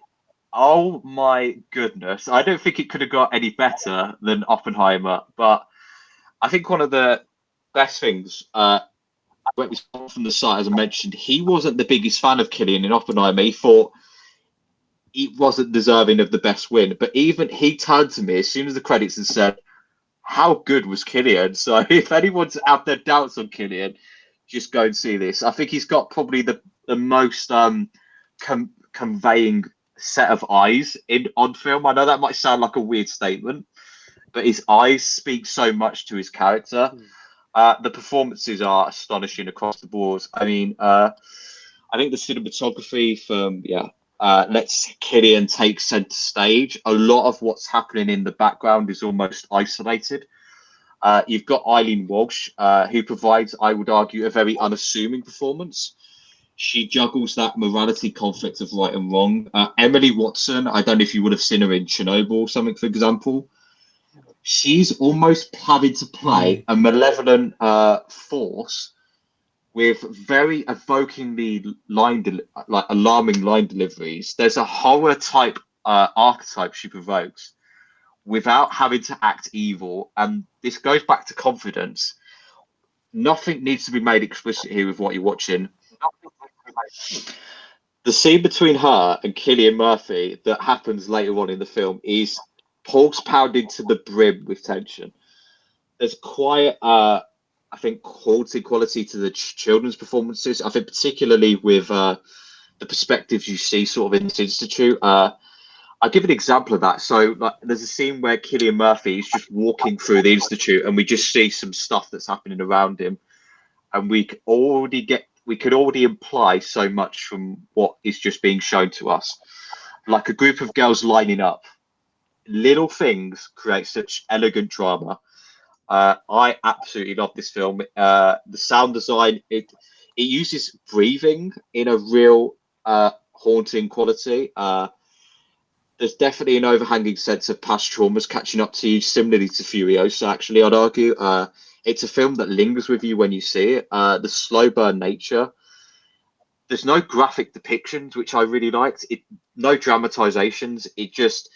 It's Cillian Murphy, what we're seeing through his eyes, and it was absolutely superb. It's I know it's not going to happen, but I think Cillian deserves another Oscar nom because I think he's got something about him, Cillian. He's one of our best working today.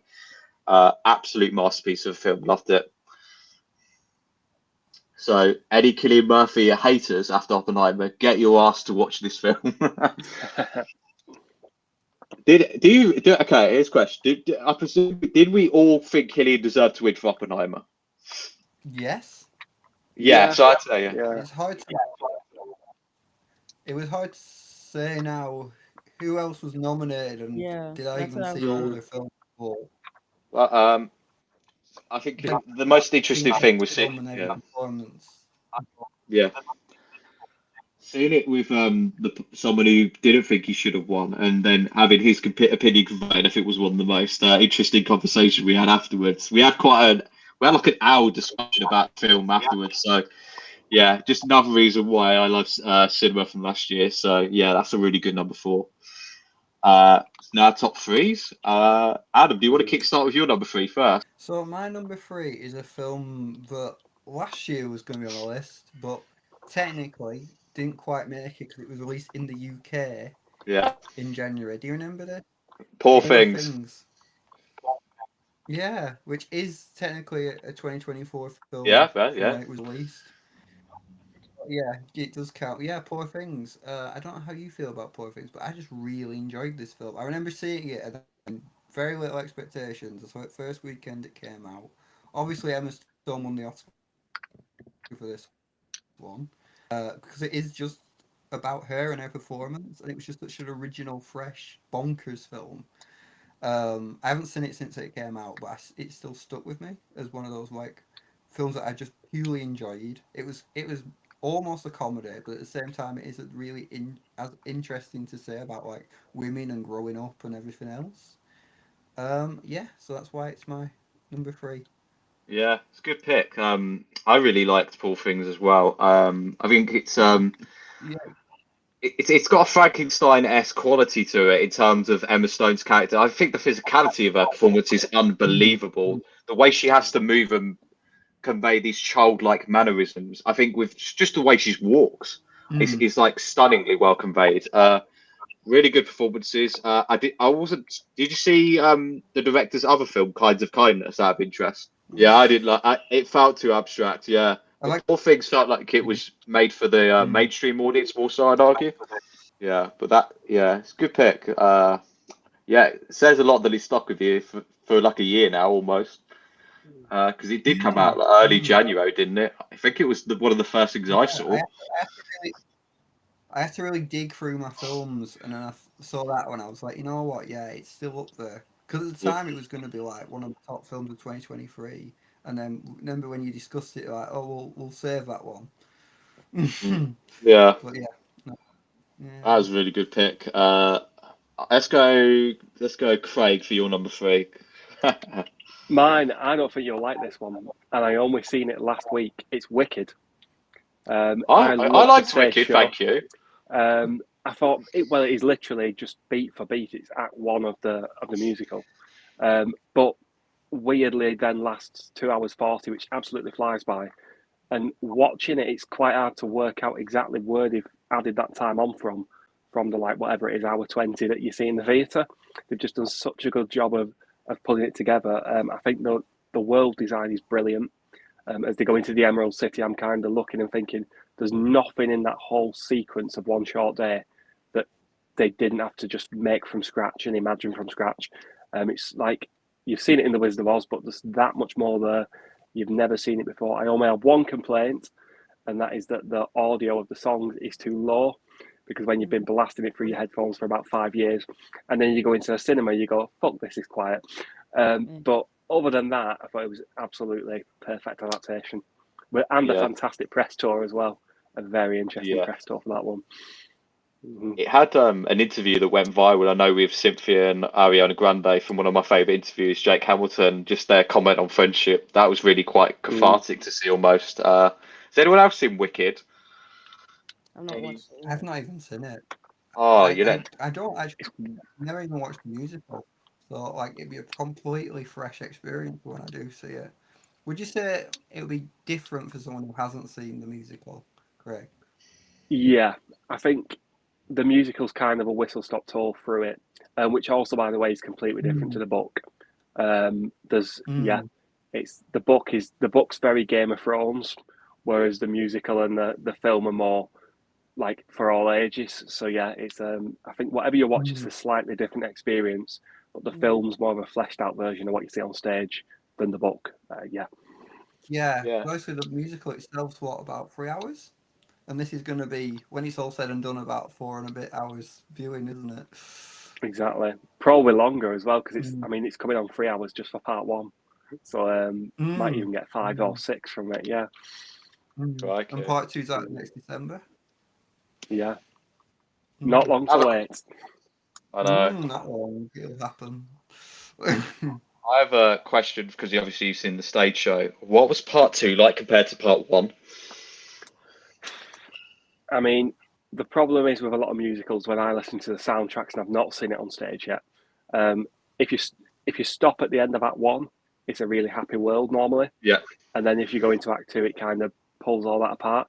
It's quite similar. I'd say the songs in Act 2 aren't quite as catchy.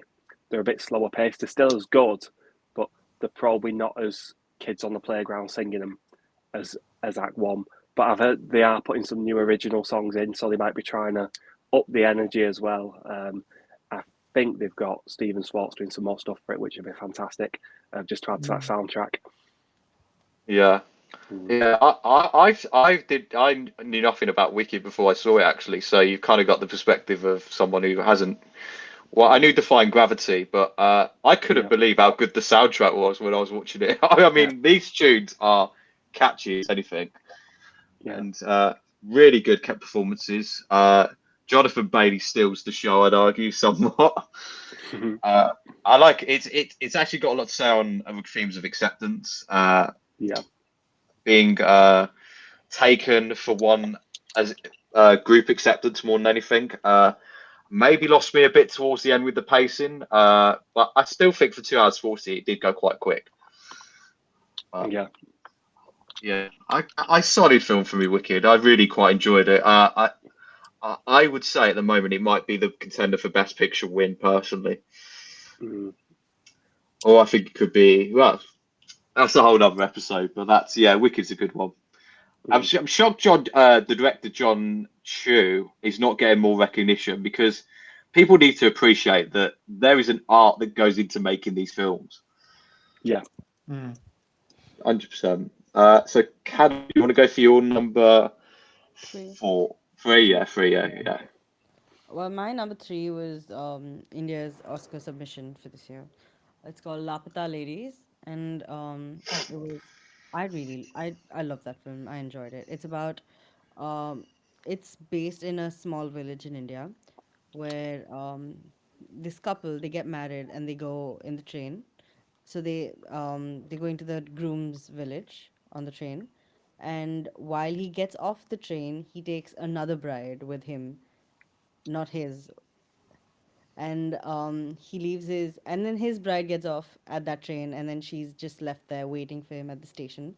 And then when they go home, they realize that it's the wrong bride, and it's about how, Okay. they get the right one back, and why this other bride decided to go with him rather than the person that she was married to. And yeah, it's really wholesome, and I really like the film.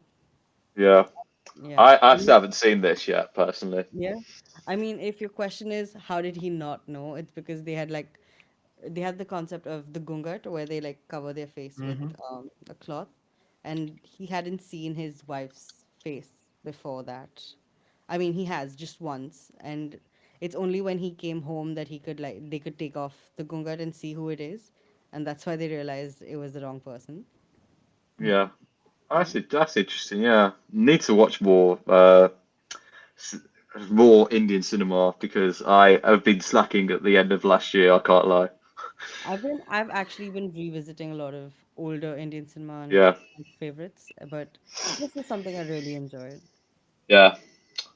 Yeah. That's really good. I mean, I know you introduced me to Vikram last year. That was Yeah. absolutely tremendous. If anyone's not seen Vikram, that's a top pick for today, I'd say.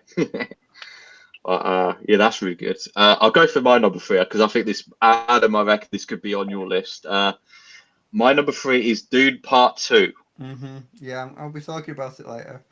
Yeah, I'll give just a quick overview, because I think there's probably been enough said about Dune. It's sort of the critical reception of it. This was actually the first film I ever went to watch at a midnight screening. I think I remember it rightly. You had gone to Bandioki, and I decided to go watch the Dune double bill, because I had to get my priorities right. And I recorded my Instagram review for it. You 4 o'clock in the morning, and I look like I was high as anything. If you watch that back now, yeah. So one of my favorite experiences for certain. Just an absolutely spectacular blockbuster. I mean, considering for someone who was a bit skeptical on the first Doom movie, I thought there was maybe too much narrative exposition. Every issue I had with the first film was rectified here. I think there was so many performers who were given more to do. Dave Bautista, Josh Brolin, Zendaya actually had a presence in this. It's one of Timothée Chalamet's best ever performances. I mean, he commands the screen. Yeah, just a really fantastic film, fully engrossed throughout it. Austin Butler is magnetic when he comes onto screen. I mean, when you're watching that entry at like 2 o'clock in the morning, boy, it wakes you up when he comes on screen. Just a really good cast. The cast is unbelievable. It's this really good tale of rise to power, and the ending leaves you wanting to see part 3 immediately, which I didn't have with the first one. If I came out of Doom 1 with any sort of feeling of being underwhelmed, I came out of Doom Part 2 feeling overwhelmed. Absolute Titanic spectacle, and one of Denis Villeneuve's best, I'd argue. Definitely he's done so many good films. It's hard to rank almost how good his filmography is. I think Blade Runner 2049 still holds up as his best, but yeah, it's just it's all inspiring. I think immediately from the word go, I think there's a shot of I think it's the Fremen just floating up in midair, and you just sit back and go, okay, I'm just going to let this wash over me. So yeah, brilliant film, absolutely superb. And Adam, we've obviously get your perspective on it later. Is that your number two? We'll ask for you. I'll ask for your number two now and see where. My number two. Yeah, go for it. It's The Substance, so you know where the other one's going now. Yeah, I know what it is. Yeah. But no, I just loved The Substance. The Substance. It was such a good film. Like, so different. So, like, it's just like there's a lot. I mean, it's scarier than a pigeon cat, but it's just so and what it's got to say about like society now and like fame and beauty culture, and I think there could be an Oscar in this one. I think it's already getting Yeah. awards and stuff, and it's a hard film to talk about without spoilers as well. So I'm not going to talk too much about the plot, but it's just a really good like it's a horror, but it's like a satirical horror as well. Like the prosthetics and the makeup and the design, all of that is fantastic. Yeah, so yeah, that's why it's my number two. Yeah. I have to say, Cadbury might have a heart attack if she watches The Substance. Mm-hmm. I don't know if you'll agree. Mm. Very good pick. I really like this film. I think it's one of the best uses of a billboard I've ever seen on a film. Just Mm-hmm. her looking out at the billboard. I think such an interesting plot device. Amazing performances, Demi Moore. What I mean, and Margaret Qualley. You really there's I look because a lot of it takes place, I think, in the apartment, and you're sort Yeah. of watching. It's about how fame can almost lead to a power trip, almost. Yeah, I don't really want to say too much either, because if you don't know much about how the substance works, yeah, it's worth it in its own. I definitely recommend it. Go in as blind as you can. I say this to Craig because I know Cad's going to stay well away from it. I know, yeah, it was. I remember the discussions when it came out. It was huge. It's quite nice to see a low budget horror get all this attention. Yeah. Yeah, I really liked the substance. Cadbury, we'll go for your number two next. Ooh, my number two. Let's see. Okay, so my number two is this film called Mayaragan. It's a Tamil film, and it's a really simple plot with very simple characters, and it revolves around basically two. And I think why it became such a huge hit in India, even though a lot of people missed it in the theaters and only watched it when it went to Netflix, was because now, well, the trend of films in India is that they have, a huge star cast, and this just has like two main people. And Yep. so the film is about this guy who goes back to his village after a few years, and he meets a man who he's annoyed with. And the guy is like, "Do you not remember me?" And he just, instead of saying, "No, I don't remember you," he just goes on with, "Yeah, yeah, I know who you are." And then he doesn't realize how much of an impact he has on this unknown man's life. Mm. And it's a very Yep. indirect impact, not a direct one. And then it's towards the end where he realizes who the guy is and what his name was. And that's the story. And Wow. it's really sweet, very simple, and yeah. And honestly, I think what makes it better is that the director was a wildlife photographer. So I think Oh that, wow. yeah, so that adds like a different niche and a different perspective that, that a wildlife photographer can bring. Yeah. That's really interesting. Yeah. Experimental it seems with the wildlife photographer aspect, but yeah, it's good to see what filmmakers can do. I think for last year, there's a lot of big names that have come out, I'd say, in terms of the directing world that we're going to look out for. So I'll go with my number two because I think Craig's planning on doing something with his next. So Oh yeah. we'll sort of let him have the floor for the next one. But my number two was one of the last films I watched last year. It's a film called Red Rooms. I don't know if any of you've come across this. I've heard of it, not watched it though. Heard of it, not watched it. Okay, okay. No. So this is a French crime, well, psychological crime thriller. Mm. It's directed by Pascal Plante, and it is essentially at the start of the film we get set up to this investigation that three 13-year-old girls have been murdered by this killer who we is seen in this glass cage thing, whatever we want to call it. But essentially, we get presented the case. It's quite a long intro of the jury saying, "Okay, here's why he's guilty because this and this, why he's not guilty." But then we follow the perspective of this case from a bystander in the audience, and this is a fashion model, Kellyanne, and we see little nuances that she does sort of while the case is going on. One of those, for example, is sleeping outside. She lives a very mysterious and enshrouded lifestyle. And this is one of the best examples of how to create a lead character that is an enigma throughout the entire film.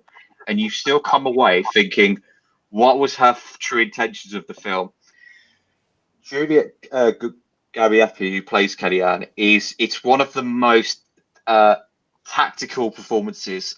An odd word to say about a performance, tactical, but there's a certain restraint she possesses in terms of what she reveals as why she's there. And there's a confidence the film has in leaving you perhaps, because Pascal Plante wrote this as well, he leaves you with more questions maybe than you do actually get answers.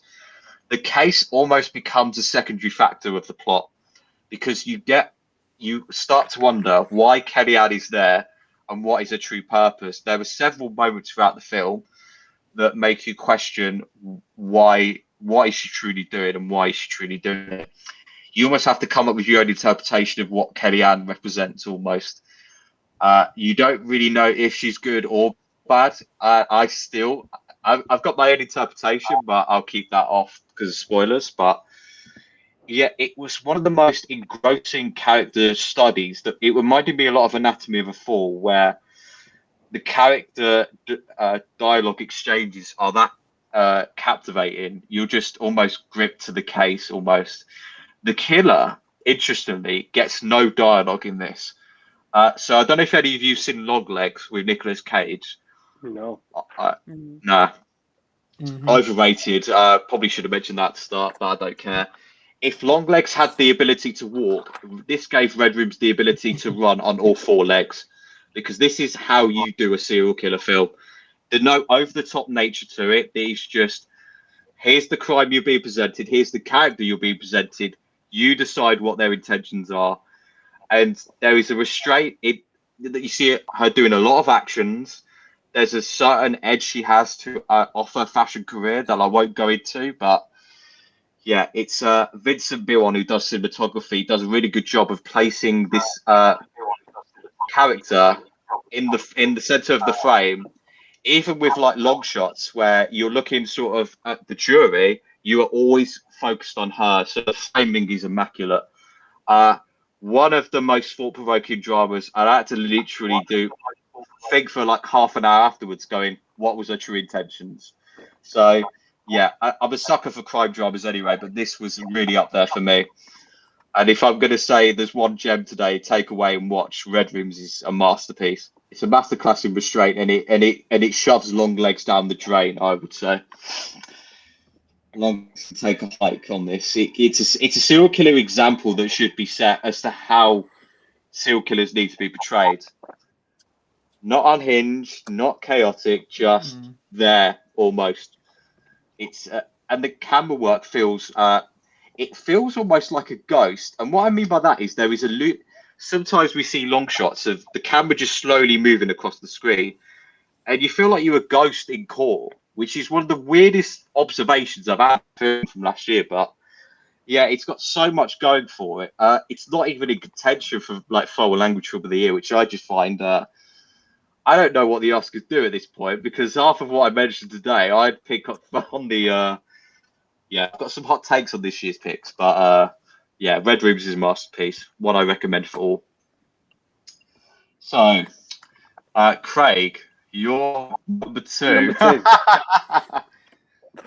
My number two is, of course, Wallace and Gromit, Vengeance Most Foul. That's a screenplay that I've been reading. It's I think it's just so good in terms of visual comedy. There's so much going on from the very first scene. And Wallace goes down a chute outside his house, and it's all like he's wearing nothing. And it's like a bath chute that goes out into the. Hopefully, everyone's seen it anyway. And then just as he's going out, there's like a photo in the background framed, and it's a helter skelter as he's about to go down the thing. And every single frame of the film literally is packed with stuff like that, because when they're making these things, they're working in slowed down time. So you look and you point something out and you go, oh my God, that's there, and it's only on screen for a second. And it's took people like 4 weeks to animate it. So, of course it's there really. But you just don't think until you actually watch how they've made it, and so much effort's gone into it. There is one fault with it, and that is the teapot in which something, I won't spoil it, something is hidden in the teapot. Although they drink from that teapot. I've done my research. They drink from that teapot in Curse of the Were-Rabbit, which is set after Wrong Trousers and before Vengeance Most Foul. So actually, when they take that thing out of the teapot, it should be covered in tea. That's like my mind as well. Yeah, there's always something that you can sort of pick like that. And I did check before I throw that accusation at him, and I checked PC Mac's hairline, and it has receded in between the footage of like the end of Wrong Trousers and Were-Rabbit. So yeah, but it's just what is it? Yeah, it's just absolutely fantastic, and little things that you don't expect. Like think about the Wallace and Gromit timeline. the boat chase on the canal boats, and Gromit's overclocking it, and then you cut back and they're just like crawling at 2 miles an hour. And of course they are the canal boats, but you don't think in the moment because they're so good at making it look like it's high speed and action. I think it's just packed full of surprises. And just a fantastic watch. How many times have you seen it now? I've lost count. Oh God, crikey! Yeah. Oh, that's really interesting. I guess we sort of need to lead on this then. So, Craig, what is your number one of 2024? I know he's Matt's laughing because he knows my number one is also Wallace and Gromit: Vengeance Most Foul. Because if I was to give you 5 films to watch, the first part of that would be watch Vengeance Most Foul twice. Don't bother watching anything else. It's what it is. So it picks up directly from where Wrong Trousers left off, with a couple of flashbacks. But what it takes is it takes that sort of direct sequel element, but pairs it with, in Curse of the Were-Rabbit and in A Close Shave, you've got this thing with the sheep in Close Shave and the rabbits in Were-Rabbit, of like you've got a big leader and these followers. So you've got the big Were-Rabbit, and then you've got all the little rabbits, and they all do like what the main one does in a smaller way that makes it funny. And they've picked that back up with the Gnomes. And it's just fantastic because at first you've got the one Norbot that you see on the poster, and then all of a sudden you've got loads of them jumping out in scooters. And I think it's took the two sort of strands of what Wallace and Gromit does best and put them together in a film that feels more Wallace and Gromit than almost anything that's came before it. I think in the previous ones, so in Loaf and Death and Were-Rabbit, the 2 most recent ones, they took a gimmick and it kind of took over the world a little bit. So in Were-Rabbit, everyone all of a sudden is growing vegetables and everyone's got anti-pesto gear protecting them. And in Loaf and Death, everyone's doing bread orders, and you go to someone's house who's like a former poster girl for some butter and stuff, and it kind of, the whole house becomes a windmill. Where this doesn't really do that. It takes something and you see the Norbots build on that world and change it. So you feel like you've joined the real Wallace and Gromit world, and then you see those changes. So I think you get the best of both worlds with what's going on. I'm trying to think if there's anything else I can give you. I'm sure as we talk more about it, there might be more than that. But yeah, it's just absolutely fantastic film. If you've not seen it, it's free on iPlayer. I mean, I think it's on there indefinitely now because BBC have paid for it. So yeah, definitely worth several watches. Yeah. It's an interesting one because I was just going to say, just you talking about it made me go, oh, maybe I'll watch it again tonight.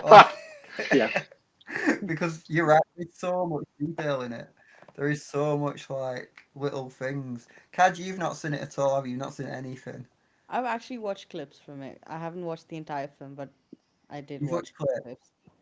I'm getting there. Just slowly. Yeah. Are you curious to watch it? I am. I really am. because it reminds me of like the animation style from like Shaun the Sheep. Yeah. Yeah. Yeah.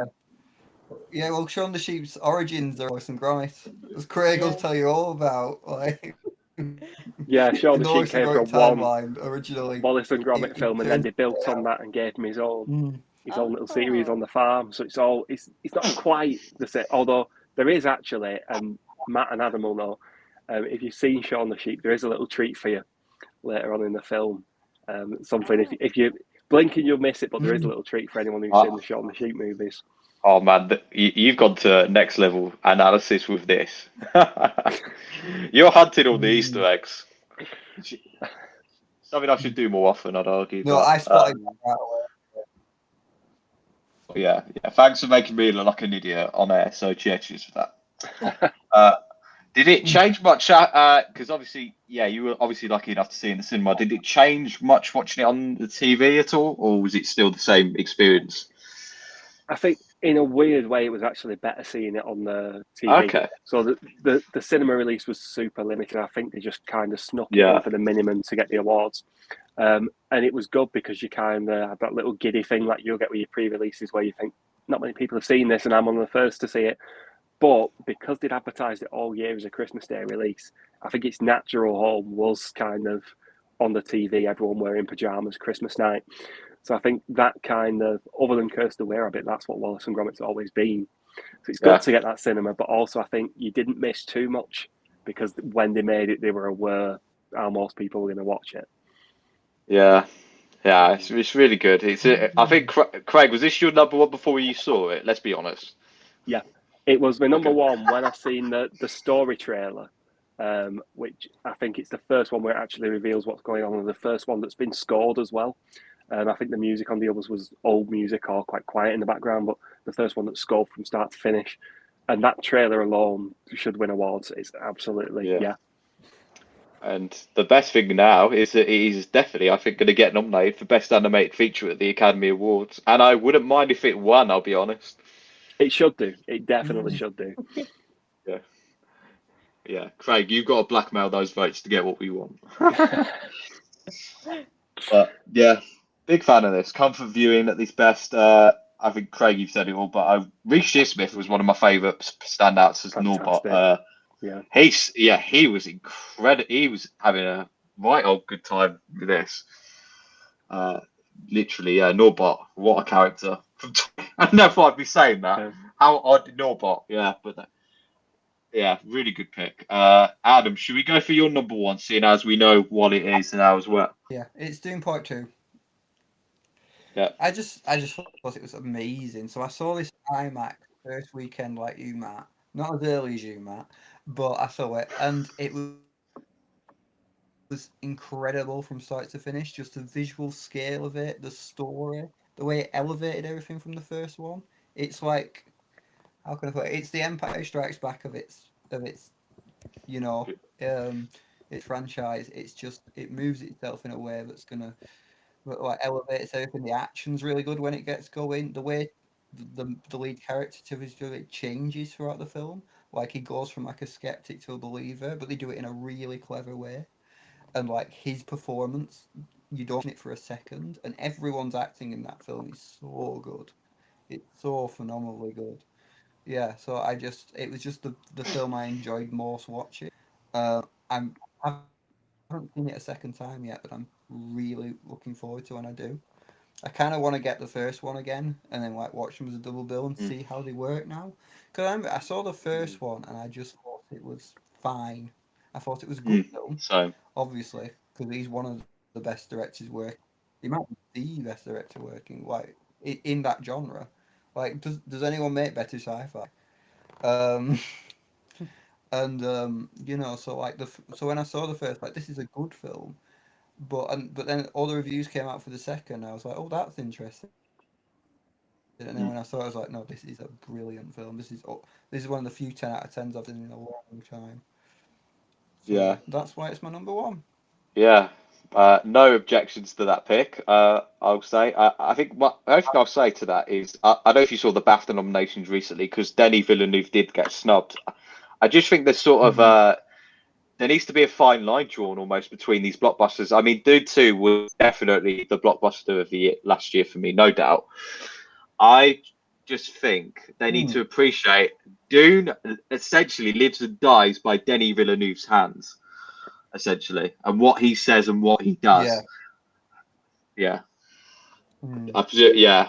I just think we're not recognising the hard-working directors enough, which is a shame. But yeah, Dune 2, I'm not gonna. I haven't got any objections so far. I mean, Craig, I know last year you said Barbie was your favourite, and I had a right old face on me. But you hated that, yeah. But I'm not objecting to Wallace and Gromit because I actually think it's a rather good film. So, Kadambari, what's your number one of last year? I'm going to be curious on this. Okay, so again, it's an Indian film called Vare, and I watched the film very recently. I didn't want to watch it on other sources. I wanted to watch it Yeah. directly OTT or in the theater, but I missed it at the theaters, so I watched it on Disney Plus, and oh my god, it was a really really good film. So it's about this character called Sivananjam who's interested in studying and getting an education, but he's from a very poor background where they work on plantain farms, and every week every weekend when he doesn't have school, he has to go and pick bananas with his sister and with his mother, and he sort of tries to avoid it. And during this one time when he goes for the school annual day practice and dances, and he had actually jumped out the truck without his mom knowing, and his Oh, mom was wow. very sad when she found out.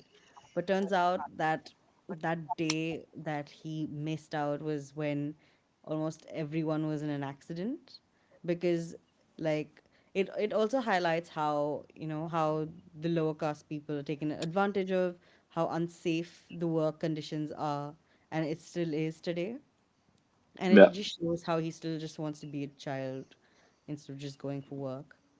And yeah, it was, and the way the director had portrayed it, because he sort of uses like a technique of changing colors, so when to show a character had died or something's happening, and there are a lot of references to his other films which I really liked. So yes, watch Varai, very good film. Yeah. Very good pick. And I'll go for my number one now. I think Cadbury, you might kick yourself when you hear this because I think you've forgotten about this. My number one, which has been for a while, is All of Us Strangers. I was thinking about it, but I was like, is it a 2023 film or a 2024 film? Because it was. 2024 film. 2024 film. Well, it would have been on my list if, yeah. Yeah. Well, that's that was your choice, and let's say it was the incorrect choice on your part. Okay, so I first saw this at a preview screening at home in 2023, part of the BFI London tour. Knew nothing about it going in. Came out just absolutely floored by what I've just watched. It's one of the only times I've seen a film get a round of applause when the credits started playing. I don't know if that's like a surreal, like a moment that you don't really get to experience. I saw it in 2024 with Cadbury. Had a lot gone on since in between the two screenings, and it hit me like an absolute freight train. I mean, yeah, I think we were both. It was it's a tough watch, this film. I can't lie. It's going to bring up a lot of truths for people. It's a film about loss, the afterlife. It's one of the most simple but effective ghost stories I've ever seen. It's a four-hander that has some of the most career-defining performances I've seen from that year. Andrew Scott, Paul Mescal, Jamie Bell, Claire Foy, all of who deserved award nominations. I did not get any, barely for the Oscars. Andrew Hay, it's such a simple ghost story, but it has so much to say on what would a last conversation look like. It's a lot of the film is makes you think you're experiencing a hallucination at times, but it's that level of strength it really depicts. It's simple scenes that I can unpack, like a father and son reconciliation about bullying. an ending in a diner scene where I have the line in my head that Jamie Bell says that just starts to destroy me inside. It's a masterpiece. I think it's got a lot to say on acceptance of gay relationships, looking at what a last conversation would look like if you could have that. It's a superb four-hander. It's got my favourite actor, Paul Mescal. I know what about him only for Gladiator 2. He's finally got his triumph, you could say. Yeah, because he's made my top 10 list for 2 years running. He had Afterside in 2022. That was my second favourite film of that year. Foe, which just made the cut last year. And yeah, it's so nice to see Mescal's finally got his victory lap almost. Sky's heartbreaking. It's very silent. There's a lot of mannerisms that speak subtly to his character. Mescal's accent takes a while to get used to, but I can't believe his accent range, to be honest. I think he's got so much going for him. Jamie Bell's back on form. Claire Foy, I think her ability to not say anything but say so much is really good. Yeah, I've said a lot about this film already. I think we did a podcast on it with Burke. Shout out to that episode. You can go back and have a listen to that. But it's a film that is overwhelming, but it needs to be. I think it's a one-of-a-kind experience almost. It peels back the layers as to what... It's very much a what-if story. A what if you could say this, have this last conversation. It's very simple, but it's very effective, and the performances carry the hell out of this. One of the absolute, I'd say, I could argue this is probably my film of the decade so far, genuinely, almost. Just I've seen it a few times now, and it's just knocked me out every time. So yeah, that is my number one pick. Held on throughout. It's had about 200 and whatever films to battle. And since January, it's held up. So that is a testament. It's not moved at all. It was a really good film. It was really good. Like the themes and like the twist at the end with the characters. I mean, I'm trying not to spoil it, but Yeah. no, yeah, and and the theme's really good. And I really like the subway scene, the one where you see him and you also see the reflection. Yeah. That was really good. And the party scenes are also really nice. Yeah. And I know because Jamie Bell and Claire Foy play younger versions of his parents. And initially, you kind of watch it, you might start thinking, is this a gimmick? But it's not a gimmick in the slightest. It's I actually actually thought it textbook. might have been a horror film at the beginning. I Yeah. was like, oh my god, is this a horror? Yeah. There's bouts of horror in it, I would argue, where particularly with one of the hallucination scenes that goes on for about 15 minutes. Yeah. But yeah, I think it's a textbook example of what makes British cinema unique in its own appeal. I think this should be studied in film classes for years to come, screenwriting classes in particular. Just an absolute knockout. And yeah, that has been my number one for a while, and it's held up. It's had some competition to fight, but yeah, we've all had different number ones, which I think's been a testament to last year, I think. Everyone will agree on that. But we got to the end, so yeah, a lot of films discussed. I want to say, Craig, Adam Kadambari, thank you very much indeed. This has been an absolute pleasure. Hope I haven't bored your ears to death with some of my. No, thank you for having us. Thank you. Yeah. Adam, we say something then. Sorry. I was just gonna. No, it's fine. I think I'm on a bit of delay. I was gonna say, kind of Matt, if you like wrote down or something, you're like top, because I'm worried I'm gonna forget them. Because I forgot a lot of yours that you gave me last year, Matt, I'll be honest. But I was like, I really want to watch them, and I forget what you call them. So if you could just send me them, because I'd love to try and like at least watch your like top 5 to make sure I've seen them. Craig, I've almost seen all of yours apart from Wicked, but Watch Wicked. But yeah, Watch Wicked. well, that would be really good. Yeah, we'll definitely send our top 5s over. That'd be really nice. I want you to definitely watch. See if we can get Academy to watch Late Night with the Devil. I think we need to try. What would force you to watch it? If Greg's watching it, then I'm watching it. Okay, we need to get this organised in the same room. But yeah, I do. That's a really good. That's a really good chat, Adam. Yeah, we'll definitely send our top 5 picks in the chat. I might actually publish my list on Instagram anyway, like a week after this has gone out with the images anyway. So, but yeah, this has been an absolute pleasure. Don't know what this year's going to bring in terms of podcast, but yeah, lots to look forward to. I can't say I'm not giving anything a 5-star yet, so still got all the income. See everyone on the next episode. Christ knows when that's going to be or when I will be asked to do it, but yeah, till the next time. I might invest in a better webcam. Yeah, Or a we're still webcam. recording.